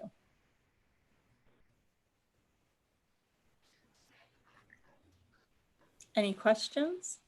I don't have a question, I guess is more of a comment. Like, I feel like this will be a really big job for this committee. There's a lot of parts that have to be looked at and addressed. Yes. And I think, like, educationally wise, like, obviously there's other things logistically that have to be decided, but with, you know, educationally, I think we kind of have an opportunity. We have a situation where a lot of kids who needed the most help, even during school, then when this happened, they got the least. And so I think there will be some disparagement in terms of when kids come back. And I think, and I don't know how you do this, but we have, I think, an opportunity where we can really teach kids where they're at individually to try to get them, whether it's, I mean, I have no idea what that's going to come back with in terms of a split schedule with less kids or whatever, but like to really pay attention to where kids are and meet them where they are. And Robin kind of alluded to that earlier when she said about teaching kids where they are. And so I think that is even going to be more important when kids come back in the fall. And so I just feel like we have an opportunity to really address that in a really smart way. And to really meet those kids and give them what they need. Right. I would agree. So Heather, for the State Department, have they maybe made a suggestion? Like, do you think we'll be starting school on time, or we just don't know if we're doing 2-week increments?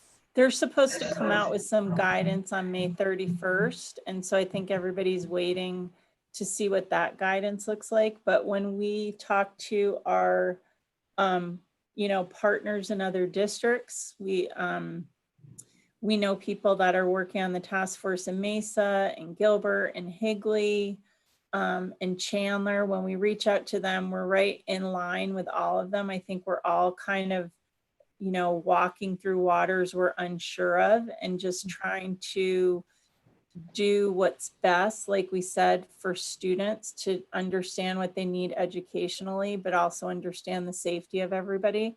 I think what I really appreciate from everybody that we work with is that everybody's very giving of the information that they have. So you can imagine in Mesa how big their task force is, or in Gilbert's task force, they have probably as many subcommittees as we have people, just one person on our committee.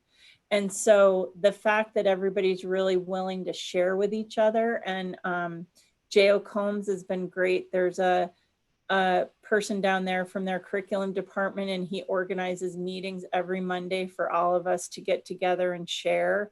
And everybody really shares out. And I think right now the biggest thing that everybody's trying to do is really stay aligned with each other so that we're not trying to outdo each other, or people feel like they have to go somewhere to get something that someone else isn't offering.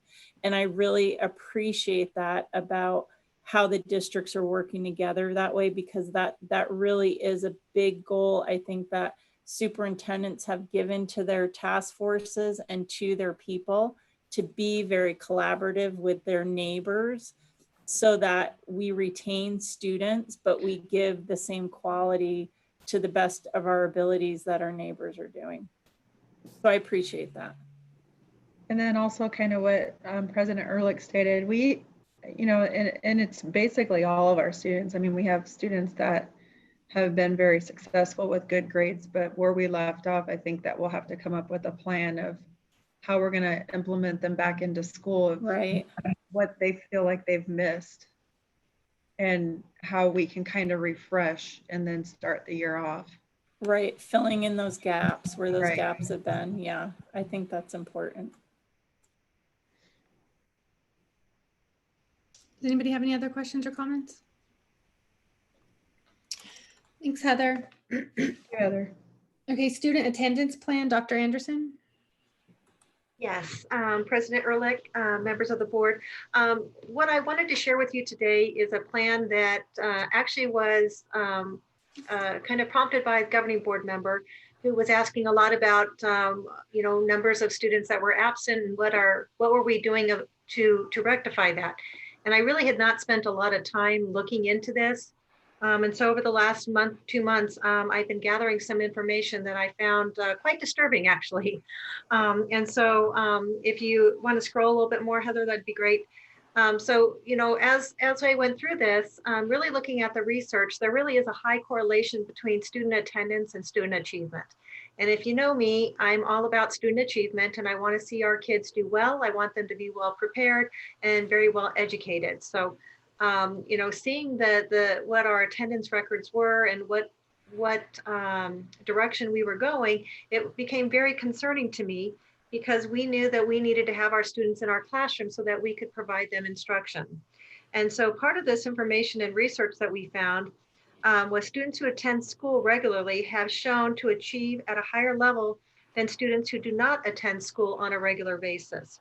And so when we were going through this, next, you can see that the purpose of this plan is to develop an AJUSD student attendance plan that will provide structures to increase daily attendance at each one of our 5 schools.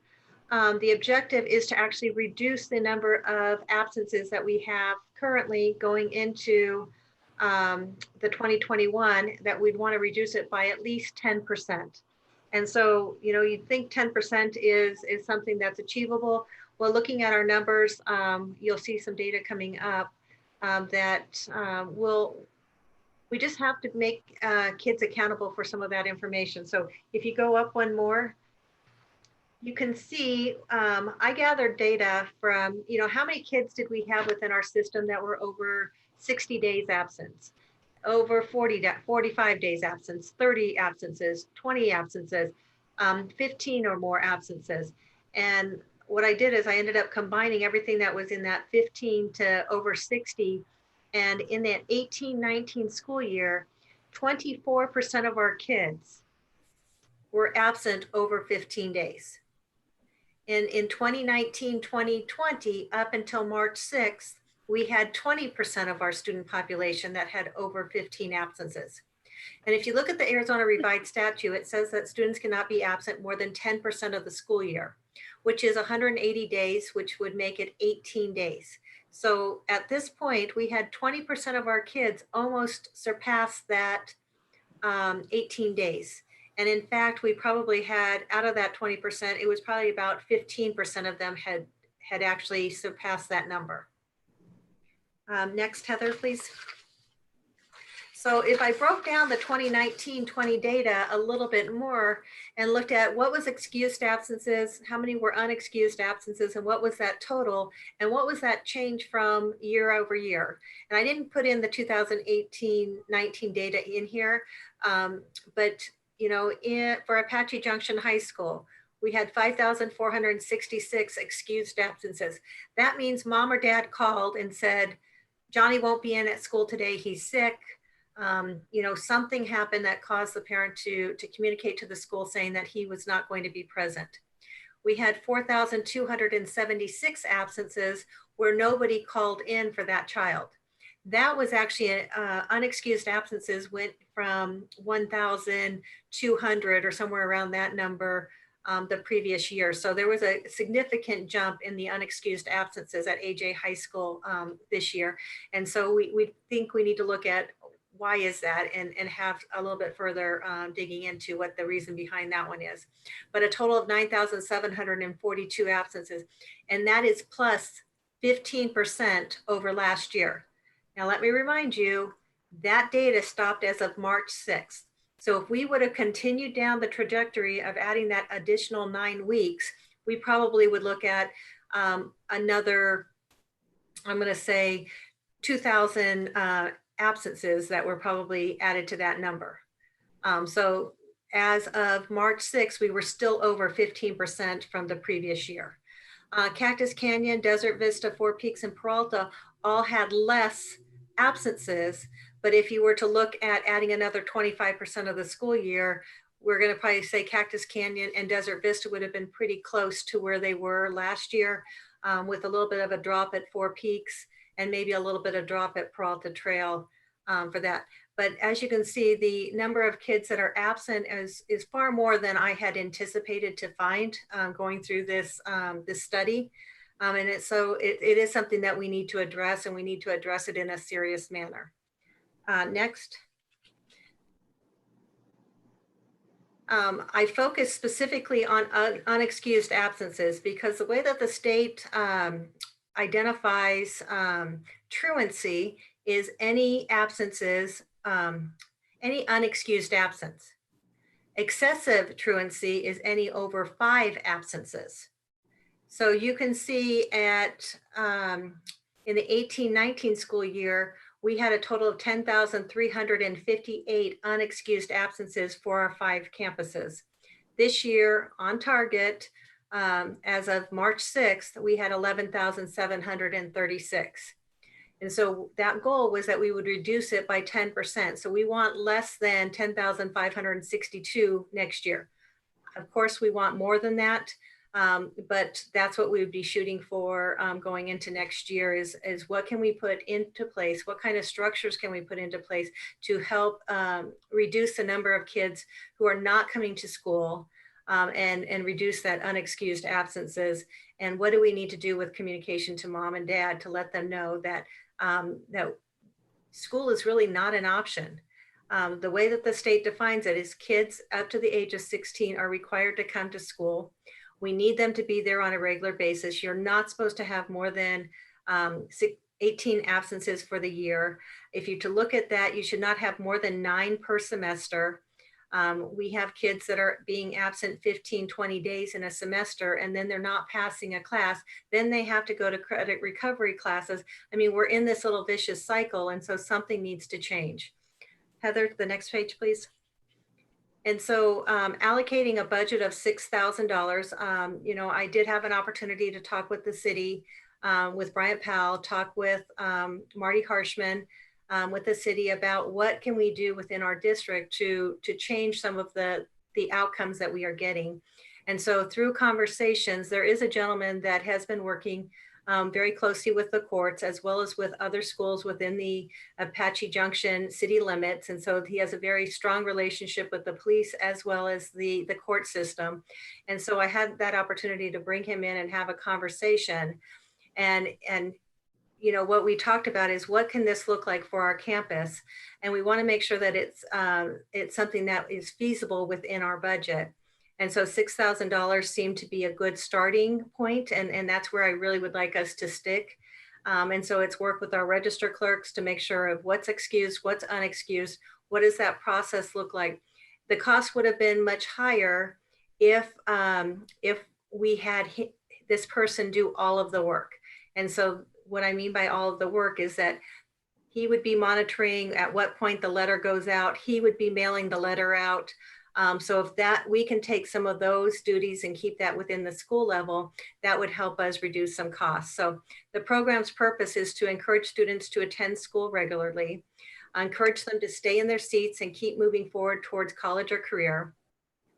The truant officer's responsibility would be to monitor student attendance records. So it is a piece that we would give this individual access to monitor the attendance of our students. Make home visits as necessary. He is a certified truant officer, has the badge, works with our police department. They do attend home visits with this gentleman. We'll schedule interviews with parents and students regarding school attendance. Truant report will be in preparation for court case, and then attend the court with students and parents. And so he does walk the families all the way through this process, which is a lot of time, which is one of those pieces that has been a hindrance when it comes to it from our school's perspective, is that, we were sending letters out at 5, at 8, at 9, at 10, 15, depending on which school you were, and having phone calls with parents and meeting with parents, and we were not getting the change in student behavior. And so having this outside person, I think, would really help with that process. And the plan has been shared with our principals as well.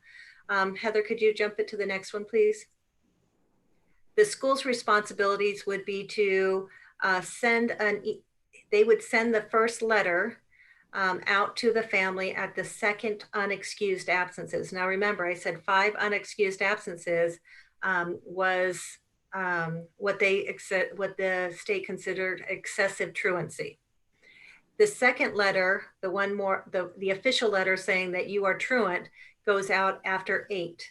And the reason that it would go out after 8 rather than 5, because, a parent could then come back and say, oh, well, we're paying money for this person to go visit the home site, meet with the parents and all of those other pieces, where some of the times parents then come back, well, no, my child was sick. Here's the doctor's note. So we're giving them a little bit of a cushion, so that if there were enough cushion, that brings us back under the 5, then the child is no longer excessively truant, and the court would not bother to see that child. So the 8 gives us that clear identification that this child is being truant, that they're not attending school as the state requires.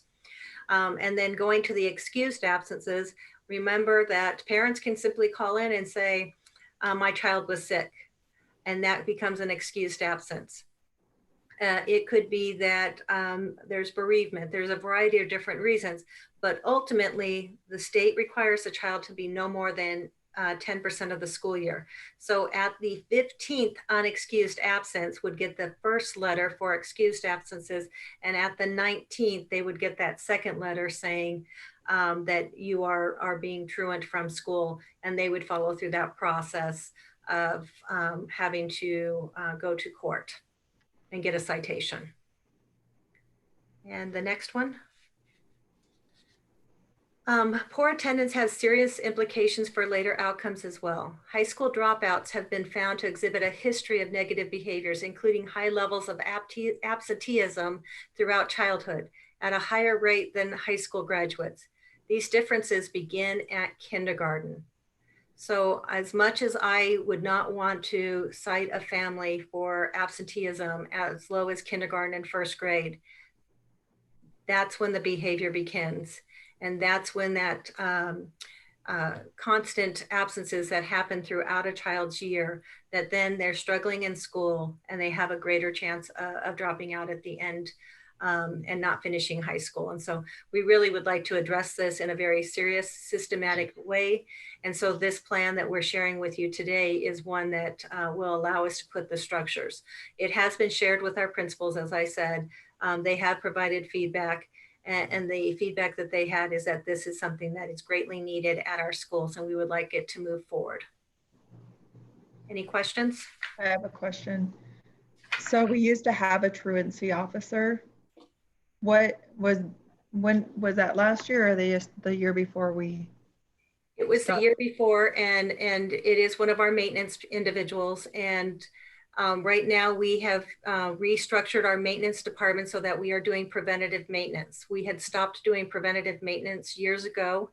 And so we want to continue with our facilities and individuals to work in our facilities department. And he was taking about a half of his day doing truancy, which is costing us a lot more than what this budget would allow us to do. So I guess my question would be the accuracy of when we were doing this versus not having one last year, to what, maybe once we have the truancy officer, hopefully, like you said, we'll have an improvement again, because although this particular person was taking part of his day, he did a really good job at it. And I think that we can say that, the numbers were better when we had somebody in place. So I do think it's important to have some kind of officer doing something. Yeah, and what we're really looking for is some consistency amongst our schools. Right. And, when I was looking at, simply even asking our principals, when do you send a letter out? It was ranging from the first letter going out at one school at 5 days, another one not going till 8 or 9 days. And so that consistency wasn't there. And so we're not sending that same message to our family. And so that's really where I was thinking that this was all going to lead me to, is that, okay, so when are we going to send out the letters? And but we do have a greater problem than I had thought we did. And so really wanting to be very clear in that. What I was excited about is the fact that the city is really wanting to look at some consistency with increasing the educational opportunities for our students. And so by going this route and having this consistent person, is how can we as a city send that message? And so that was another piece that I was excited about. That, it's not this school doing this and that school doing this. This is the way that we want kids to be educated. We want kids to go to school. And so this is the way that we are doing that work. Right. And then the other question is, Dr. Anderson, do you think, going back to the phone system, do you think, I know that there's been concerns from parents, like when they do call in, it goes to voicemail and then they check and they see that it's not excused when they've called in an excused absentee. So it takes 2 or 3 times to get the excused actually in the computer system. So maybe we can talk about like the phone system when we get back to that again on the agenda, maybe just some accuracy with that, and maybe it'll help eliminate that issue. Well, I didn't even think about that piece, but I can understand families that were trying to reach any of our, I say Four Peaks was down quite a bit, but there were other campuses that they lost phones. And so if I were trying to call my child in and the phones were down for 3 hours, at some point you give up and you don't call, and then it becomes unexcused. And so What does that system look like? So absolutely, we can look at what that looks like, and what is that process for our register clerks as well. And as I was reading through the law, it talked about at what time you're supposed to make sure that you've accounted for a child, and are we doing all of those steps, or are some other pieces that go behind the scenes that we'd be working on as well. And we've also had glitches this year where parents have been called and the students are there and they're being told that they're not. So those are some things that we can work on. Yeah, and that's attendance piece, and that's we have to be accountable for our kids and make sure that they're where they're supposed to be. So there'll be processes put in place so there will be consistency with all the schools, and so those registrars will have the data that they need in a timely manner to do that across the board. Yes. So, it all comes down to the synergy, and what synergy does is that we get to program it. And at what point does that letter get generated? And so all of our schools has a different generation time at this point. So that process, what I'm proposing is that for when you hit that second unexcused absence, that's when it's going to generate that first letter that the register clerk then would be putting in an envelope and to send out. On the 8th unexcused, that second letter would be generated. If it's unexcused, it's at the 15th and the 19th. Yeah. So I do think, to Cammie's point, like, we do need to make sure that our processes are in place for when, because I mean, that happened to me. My kid was at school, but she was marked absent for whatever reason. I get a phone call, but she's there. So we need to get those, because then you're going to have some unintended consequences of kids getting letters who shouldn't, possibly. Yes. Right. And that's something that, you know, that letter, right now our teachers do attendance online. And so they get on their computer in the morning and they'll mark Sally Smith is absent. The register clerk doesn't know one way or the other. And so it automatically generates that phone call. But at what point, that I would say at this point, is I haven't heard from the parent. So now I have to reach out to the parent, and they're not going to end up calling the classroom. They're going to end up calling the parent. The parent's going to say that the child is absent. What needs to happen, and what has happened this year at the high school, is they've implemented sweep. So, you know, if that teacher's taking the attendance in the first 3 minutes of that class starting, and that kid wanders in after 4 minutes, that teacher should be going in there and changing that attendance. But with sweep now, if the child's not there on time, they've been swept. And so any kid that might have been hiding in a bathroom, hiding behind a wall, they should have been caught and being accounted for. And so hopefully some of that stopped this year, but it's one of those pieces that definitely needs to be looked at. I think our issue some of the times was they were testing or doing different things, but I think we need it's more with activities. Like, kids are with activities, whether it's student council, so they're marked absent from their class, but it doesn't get caught as an excused absence, so they're marked unexcused. Right. But we need to work on that, just because when parents get that call and they know that they're supposed to be there, it doesn't make us look good either. So when we have athletes that are leaving early, when we have student council, those types of things are ones that the school is going to need to figure out. Yeah. So for me, I mean, personally, I don't really like the automated call. I feel like you take attendance, the registrar calls the house and leaves a message for the parent. I think that automated system causes a lot of error with parents that are at work, getting a call their kid's not in school, but they are in school, things like that. So for me, I'm not really crazy about the automated for the phone system thing.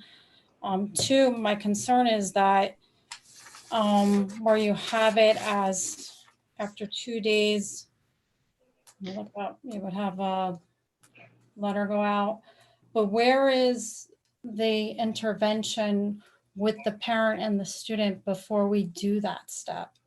Like, who's going to do that? There should be, because I don't think, I mean, the courts are going to look at it as, well, what did you do on your end to notify the parent, so where's your intervention before you go that next step?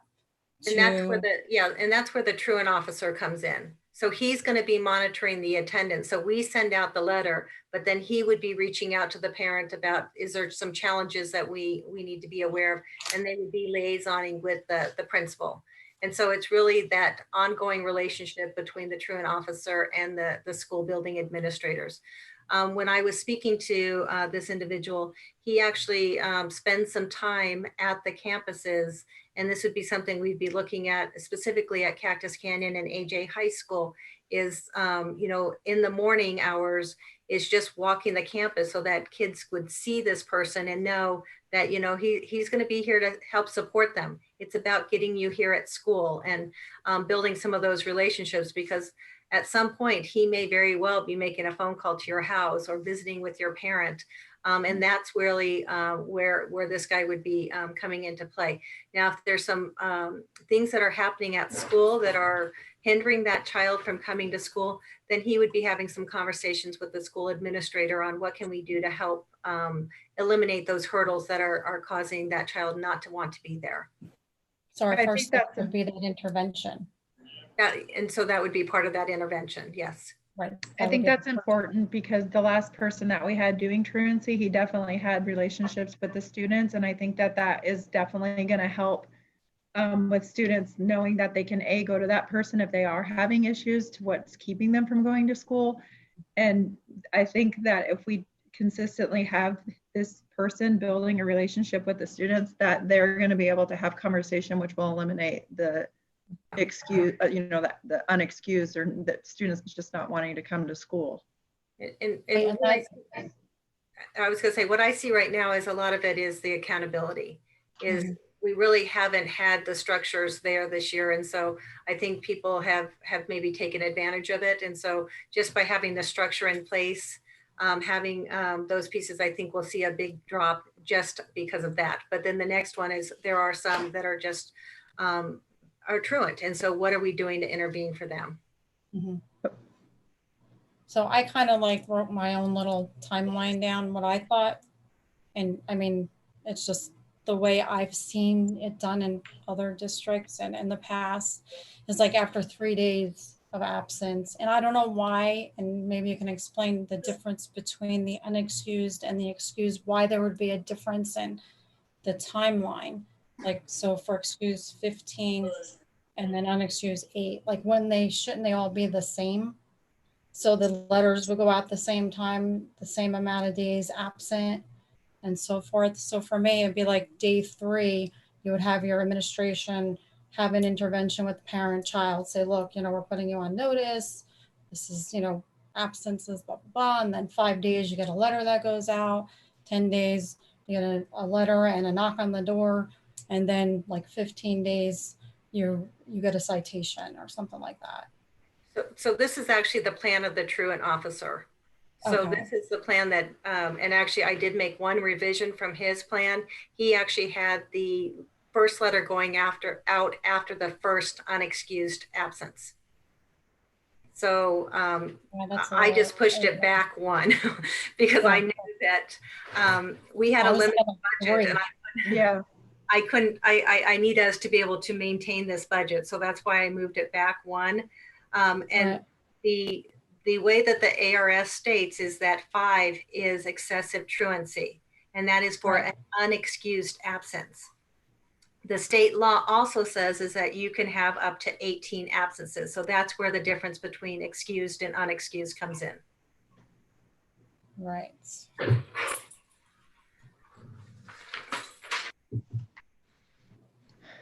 Okay, so that's all I really had to add to that. I was just more concerned about the initial intervention with this, like to have that conversation before you go that next step. And that's really what we would hope is happening at the school level. But, we want that child to be here. And so, making those phone calls and really making sure that we communicate often and we communicate clearly what that expectation is for kids coming to school. And if we, of course, what this gentleman had shared with is really having a very good relationship with the register clerk, because that register clerk is the one that's making that phone call to the parent. That's the person that really knows what some of the dynamics might be happening at the house, like somebody passed away or that they had the flu for 6 days. And so we wouldn't have him go and do some of that work if there are some legitimate reasons happening behind the scenes. So that's where that communication also comes into play between the truant officer and the school. Good. I'm glad to see this. Me too. Questions or comments? Okay, we're going to move on to superintendent goals and 3-year overview. Yes, thank you so much. So one of the things that this time of year is that we kind of review what goals I share with you in the fall. And so in the fall this past year, I shared with you 4 goals, and I'm going to go through each one of those goals with you and kind of give you a little bit of data as well as a summary of each one of those. So the first goal, and they are each aligned to the strategic plan, what fell under goal 1, academic excellence. And the goal that had identified was that we would increase our academic results, looking at student achievement, specifically tier 1. Tier 1 instruction basically is that when we provide instruction to our kids, 85% of our kids should get it that first time around. If they don't get it, then we do some reteaching opportunities so that we have 100% of our kids growing and learning. And so we have several measurements that I had identified that we would utilize to see student achievement and increases. AZ Merit, our Galileo state school, I'm sorry, the AZ Merit, the state assessment, Galileo, our district assessment, and then DIBELS. At this time, because of COVID-19, we have very limited data to share with you. So if you go to the next slide, Heather. Just before spring break, our secondary students actually took their Galileo final benchmark assessment. So I do have that data for ELA and math to share with you. And so you can kind of see it year after year, the 18, 19, 20. But the difference data that's on the far right column is what is the difference between 19 and 20. And so I'm pleased to see that we had some growth with our grades, most of our grade levels at that point. So in seventh grade ELA, we were at 49 in the 2019, and 2020, we were at 44. So there was a decrease of 5% of students who were showing proficiency according to our Galileo assessment. When you look at eighth grade, we had a 6% increase. Ninth grade, we remained the same.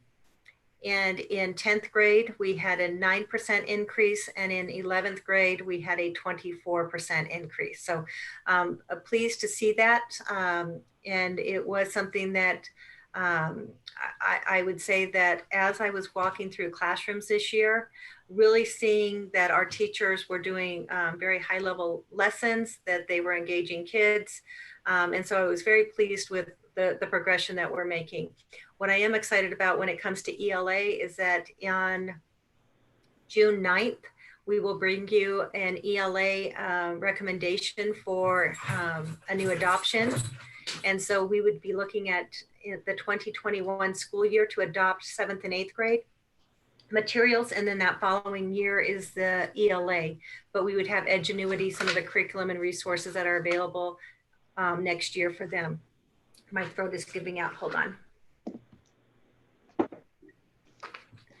Okay, and then the next slide, we have the Galileo math results. We have it for 7th grade. We had an increase of 3 percentage points, 8th grade, 16. Our 7th and 8th grade students who are taking Algebra 1, 2, we had a 5% increase. Our 8th grade students that took geometry from in 2019 and 8th grade students who took geometry in 2020, we had a 22% increase.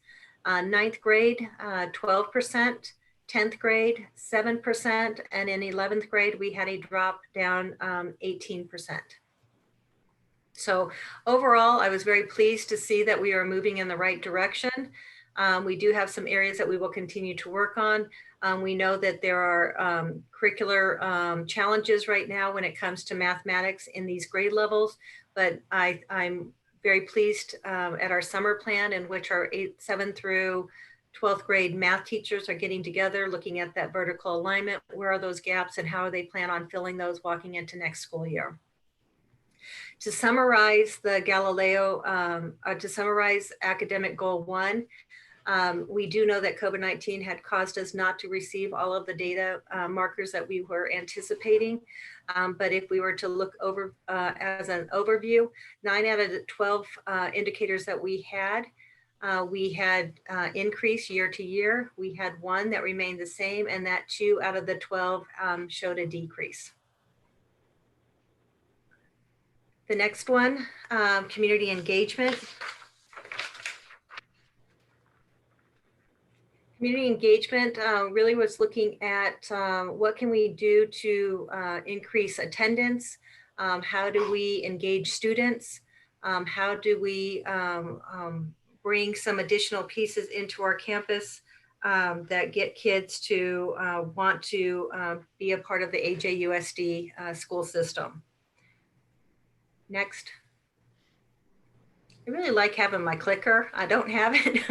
So when examining the data about student retention, we see that we do have some positive indicators. You know, we do have that weekly attendance document that comes through. And one of the things that I was looking at is we typically have the same number of kids from the time we start school, from day one to the end of the school year. It kind of does a little roller coaster throughout the year, but typically it's pretty close to being the same. Well, in fact, this past year, we were about 60 kids less at the beginning of the year to where we ended.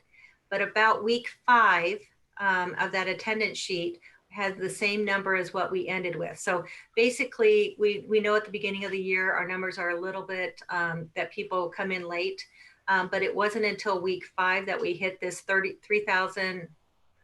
It was 33,032, I believe is the number, something like that, or 3,300. I'm sorry, 3,332, and that's about what we had on the last day of school. So the way I kind of did as an indicator is from what was the 17-18 end of the school year versus the 18-19 and then the 19-20. And, you know, between the 17-18 and the 18-19, there was about a 4% decline of students. But from last school year, the last day of school, to this year, there was only a 2.9%. So I look at that as being a positive indicator that we are stabilizing our kids a little bit. Still nowhere where we want to see it. We budgeted for another 4% decline for next year, just because we're not sure at this point. But we want to continue to encourage kids to be a part of our system. Percentage of students who remained at AJ High School that graduated from year to year, graduated with us in 4 years. There was an 11% increase from last year. Last year we were at 40% of our kids who left Cactus Canyon Junior High. And then how many of them remained with us to high school graduation after 4 years? It was 40%. This year it was 51%. So we had an 11% increase. So we're retaining a little bit more of our students once they get into the high school. So those were two positive indicators. The number of students that went from Cactus Canyon to our high school, that November 1st data point, we had about 77% of those kids from Cactus Canyon that came into our school for 9th grade. So, you know, those are some of the different markers that we are looking at. But student retention is still one of those concerns that we have. We have large number of homes being built over in Peralta Trail. There are some that are going to be built on the south side of 60.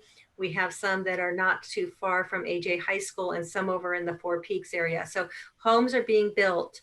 We just need to have the school system that they choose to go to. And I think we're on the right track when it comes to academics. We're on the right track with the programming and Avid, our athletic programs, our fine arts programs. So our district is building, but numbers are still not where we want to see them. But the positive indicator from year end to year end was something that I was pleased to see.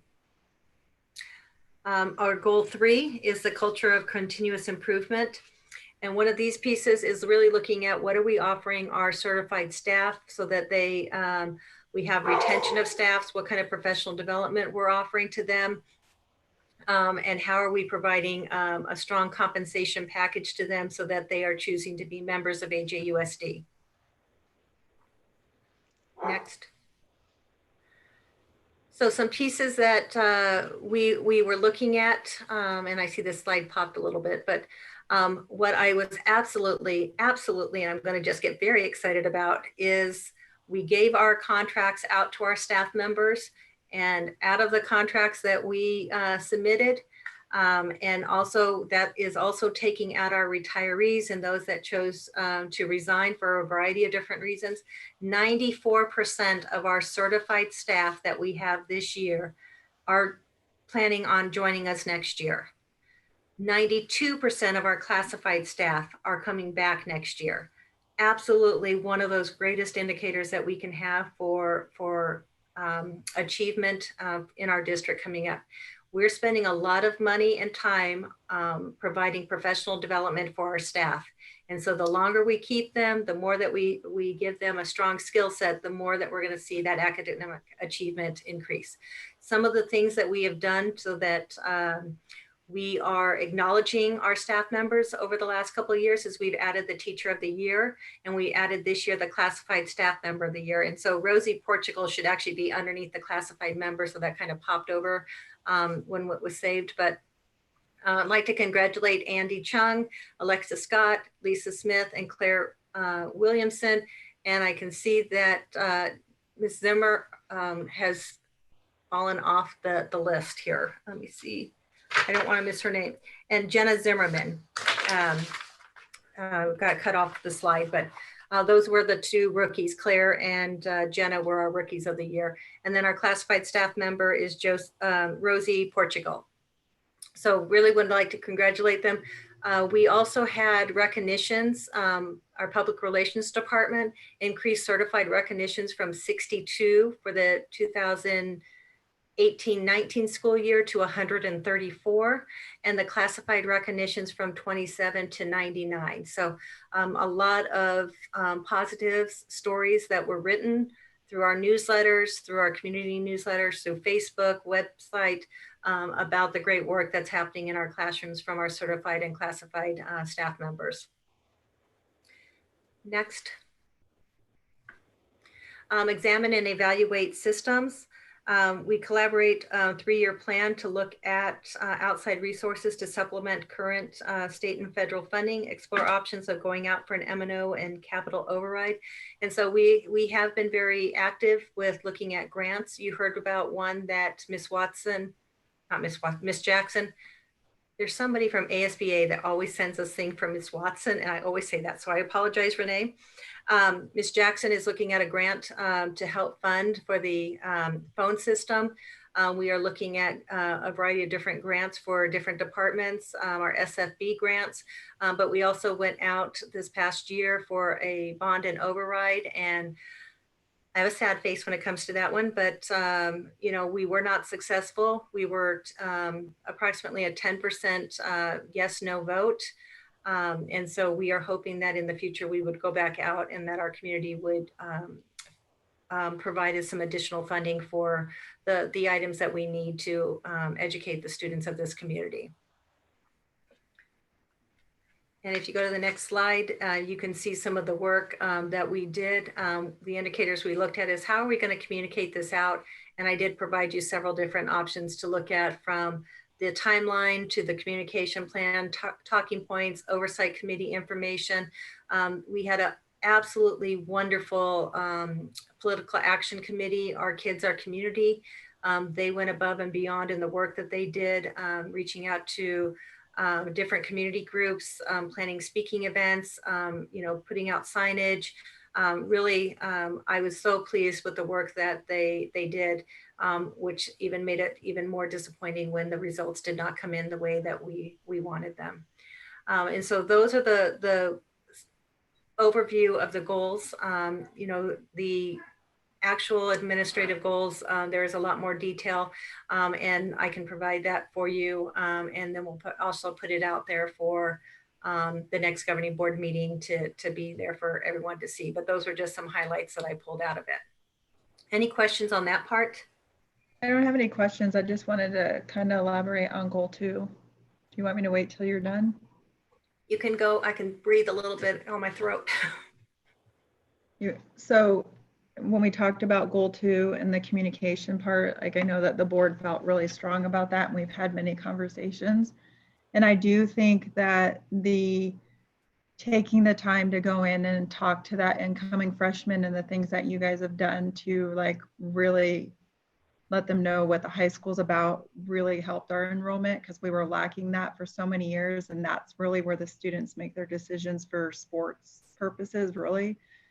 And I think the leadership of the principals that we have in place in all different levels, just by word of mouth and the leadership that we have, the engagement, and just students really knowing that these people care, like, has really gotten out there. And we've actually proved this year to a lot of students that they do care. And I think that that has really helped our enrollment.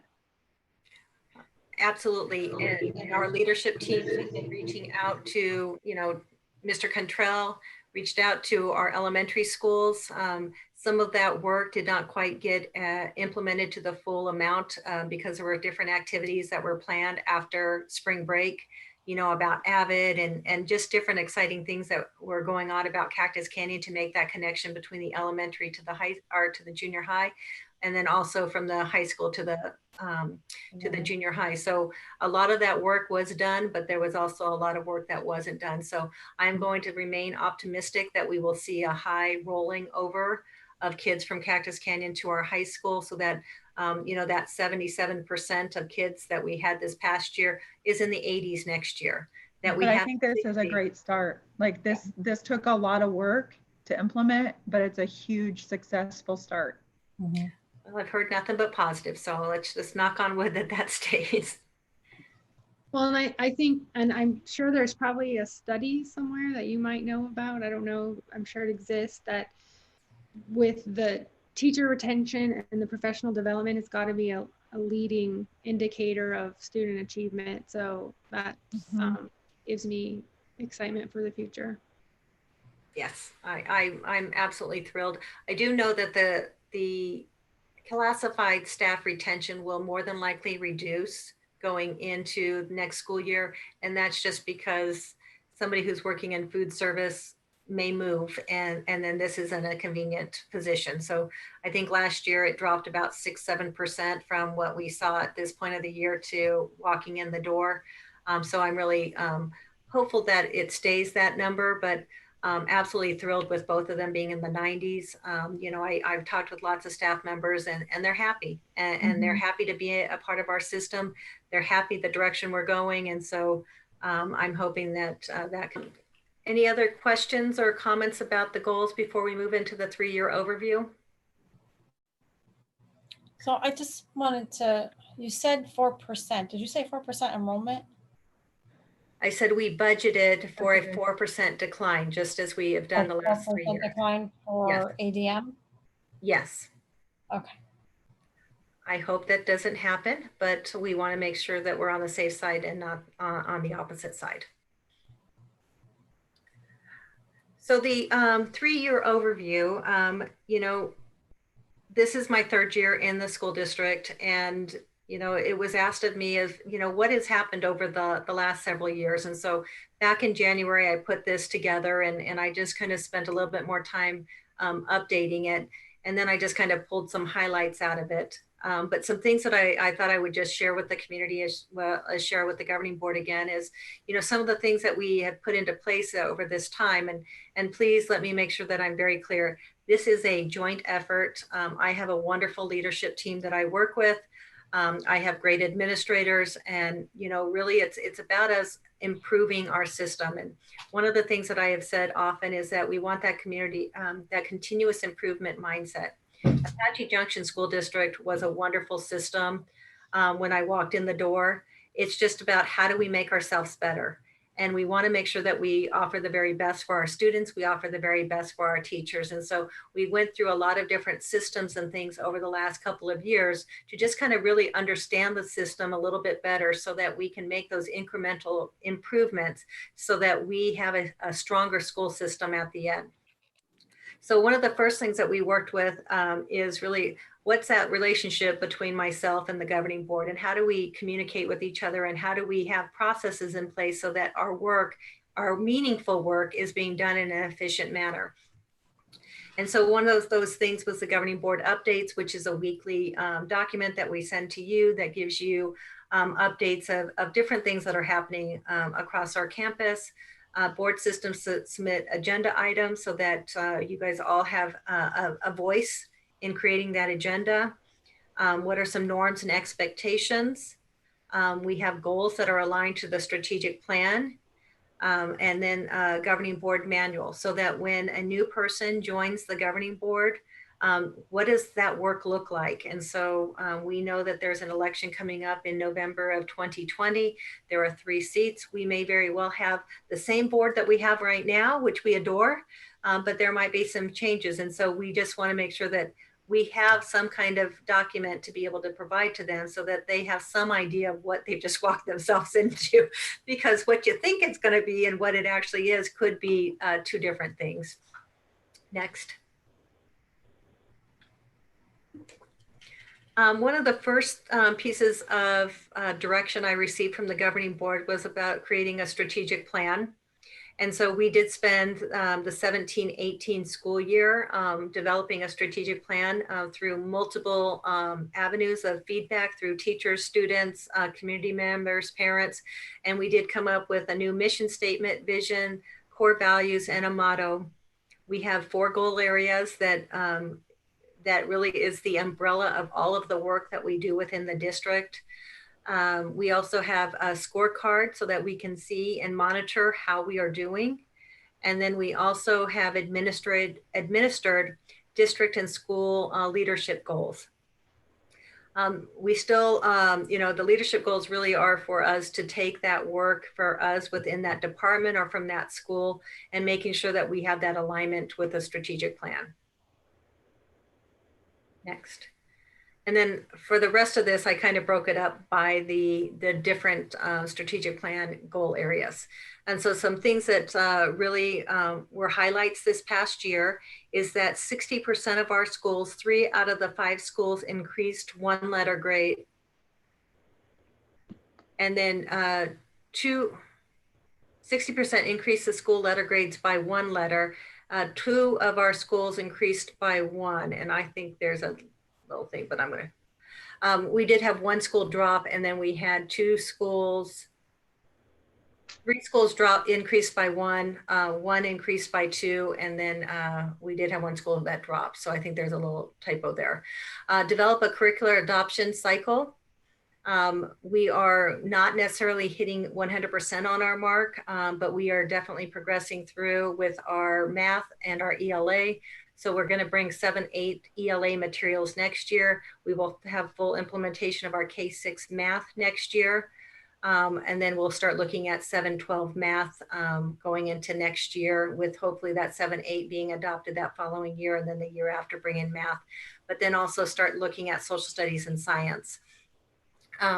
Adopted new curricular materials, Peralta Trail and Desert Vista, both qualified for results-based funding, which brought in an additional $619,946.88 between 2017 and 2020. So that was over the 3 years. I'm not sure what the state will do with results-based funding next year without the AZ merit results. So my fingers are kind of crossed that they'll just say, hey, those schools qualified last year, that they'll come back in next year with that money. Peralta Trail Elementary School applied to be an A+ School of Excellence. They will be notified, I believe, in September at this point. So our fingers are still crossed that they will get that recognition, but I will tell you right now, they are A+ School of Excellence in our eyes already. So very excited. The next section, community engagement. We increased internal and external communication by 29% over the last 3 years, increased extracurricular opportunities K-12 by 18%, increased volunteers working in our schools by 300%. We had students who participated in youth empowerment events. If you remember, the youth empowerment is regarding suicide prevention. And so really is wanting to make sure that we meet that social emotional well-being of our kids. And so our high school and middle school have both participated in that over the last 3 years. Students participated in the Arizona Speaker Series. Really got a kick out of these kids attending anywhere from 4 kids one day to 8 kids another. I know that they were very upset on the fact that the Arizona Speaker Series was not able to continue because the very last speaker was Jay Leno, and there were kids who were they were vying for their spot. So I don't know if that will get rescheduled, but if so, we know that Mr. Lamphere will find some kids to enjoy that.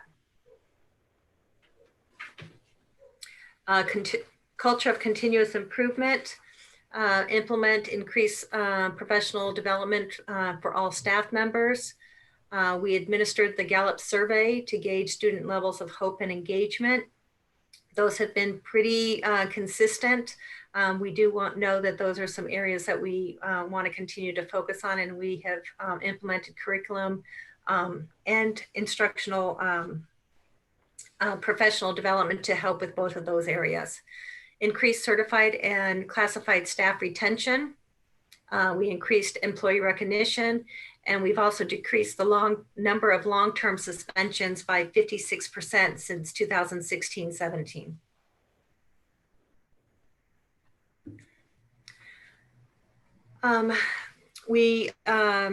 Back in 2017-18, we looked at our school calendar, and we've created a modified year-round school calendar that was implemented in the 18-19 school year. That also allowed us to bring some early release professional development. I believe we have 9. We do know that we will be coming in next year looking at how we can support that and maybe look at adding a couple more days in the future. We've done several audits and really looking at the different systems and where there are some cost savings. And so we did a financial audit when I first got here and to look at how we were doing in managing our funds, transportation, demographic study, a facility review that was done for our bond override. And then we are currently looking at a utilities audit that will be coming back to you guys on June 9th to go over that.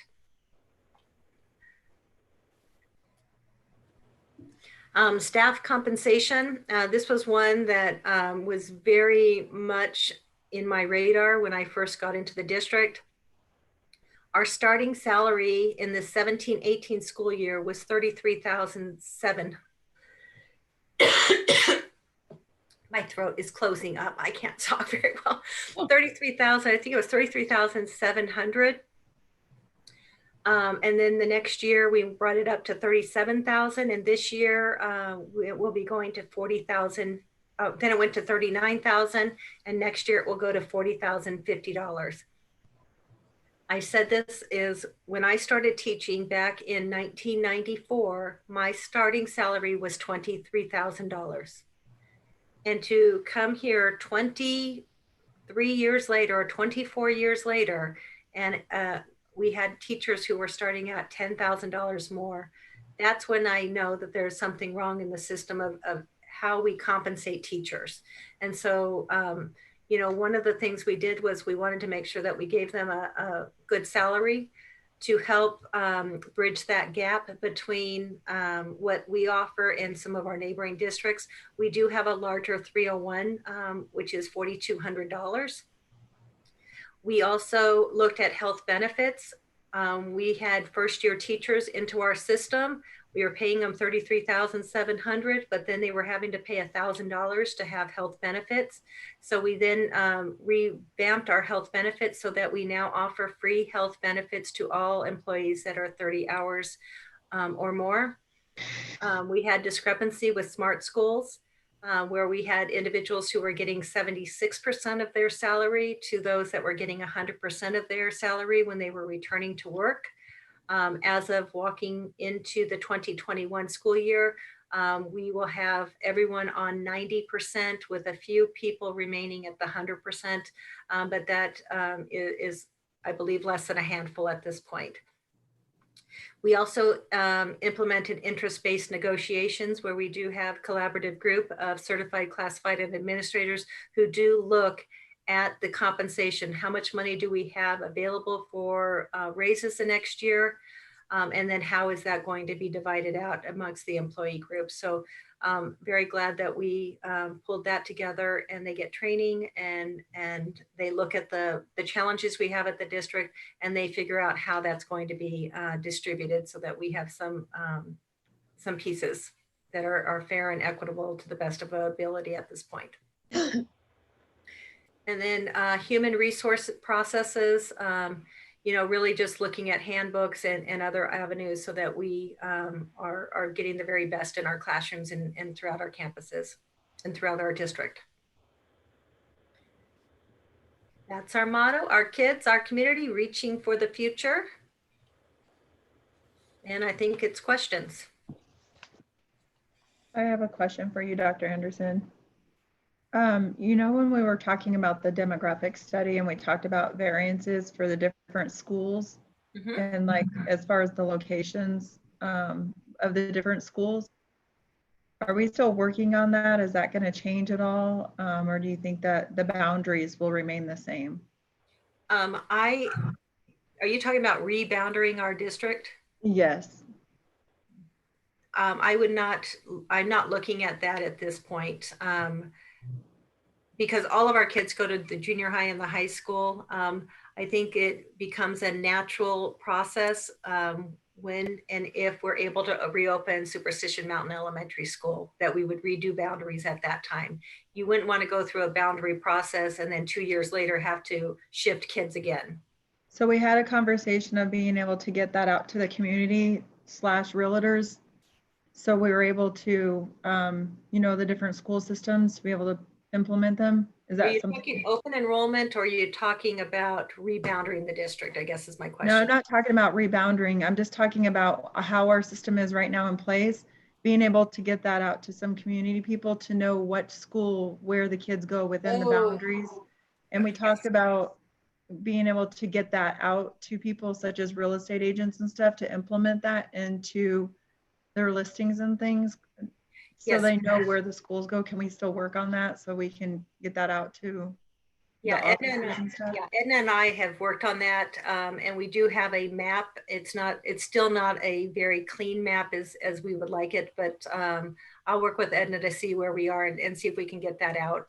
And if you could please send me a contact that might be like a listserv that goes out to everyone, that would be great.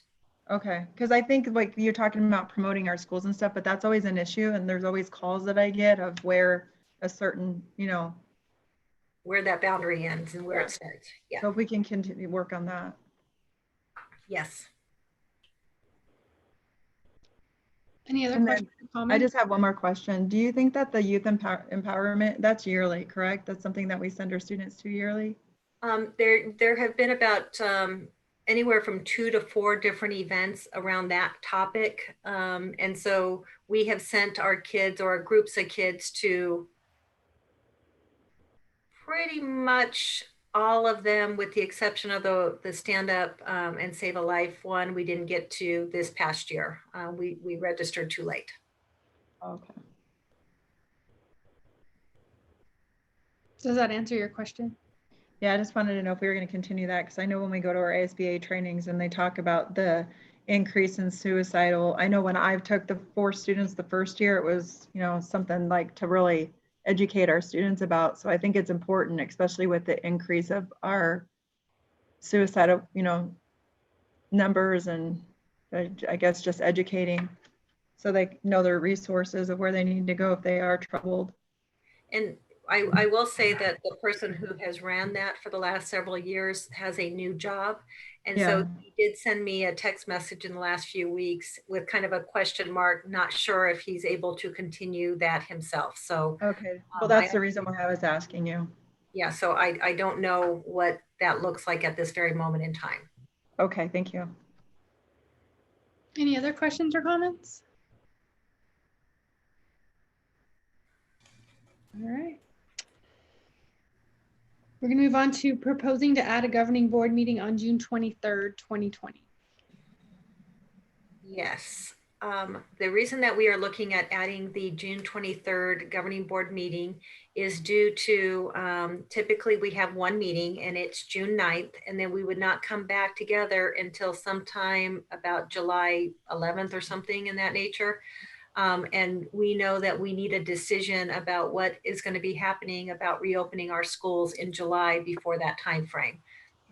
So we really felt it was important to put the June 23rd meeting in the calendar now before we progress too far into the summer months, and then it would be just picking a day in the future. So we just thought it made sense to propose that at this time. So do we have June 9th and the 23rd, or just June 20? Both? Both. Okay. Yeah, I think given everything that is going to have to happen and the decisions that are going to be made, we're going to need that meeting. Yeah.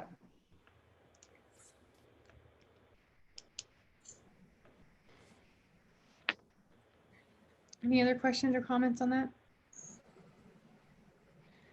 Okay, action item 5.1, possible action to add a governing board meeting on June 23rd, 2020 at 6 p.m. Would somebody like to make a motion?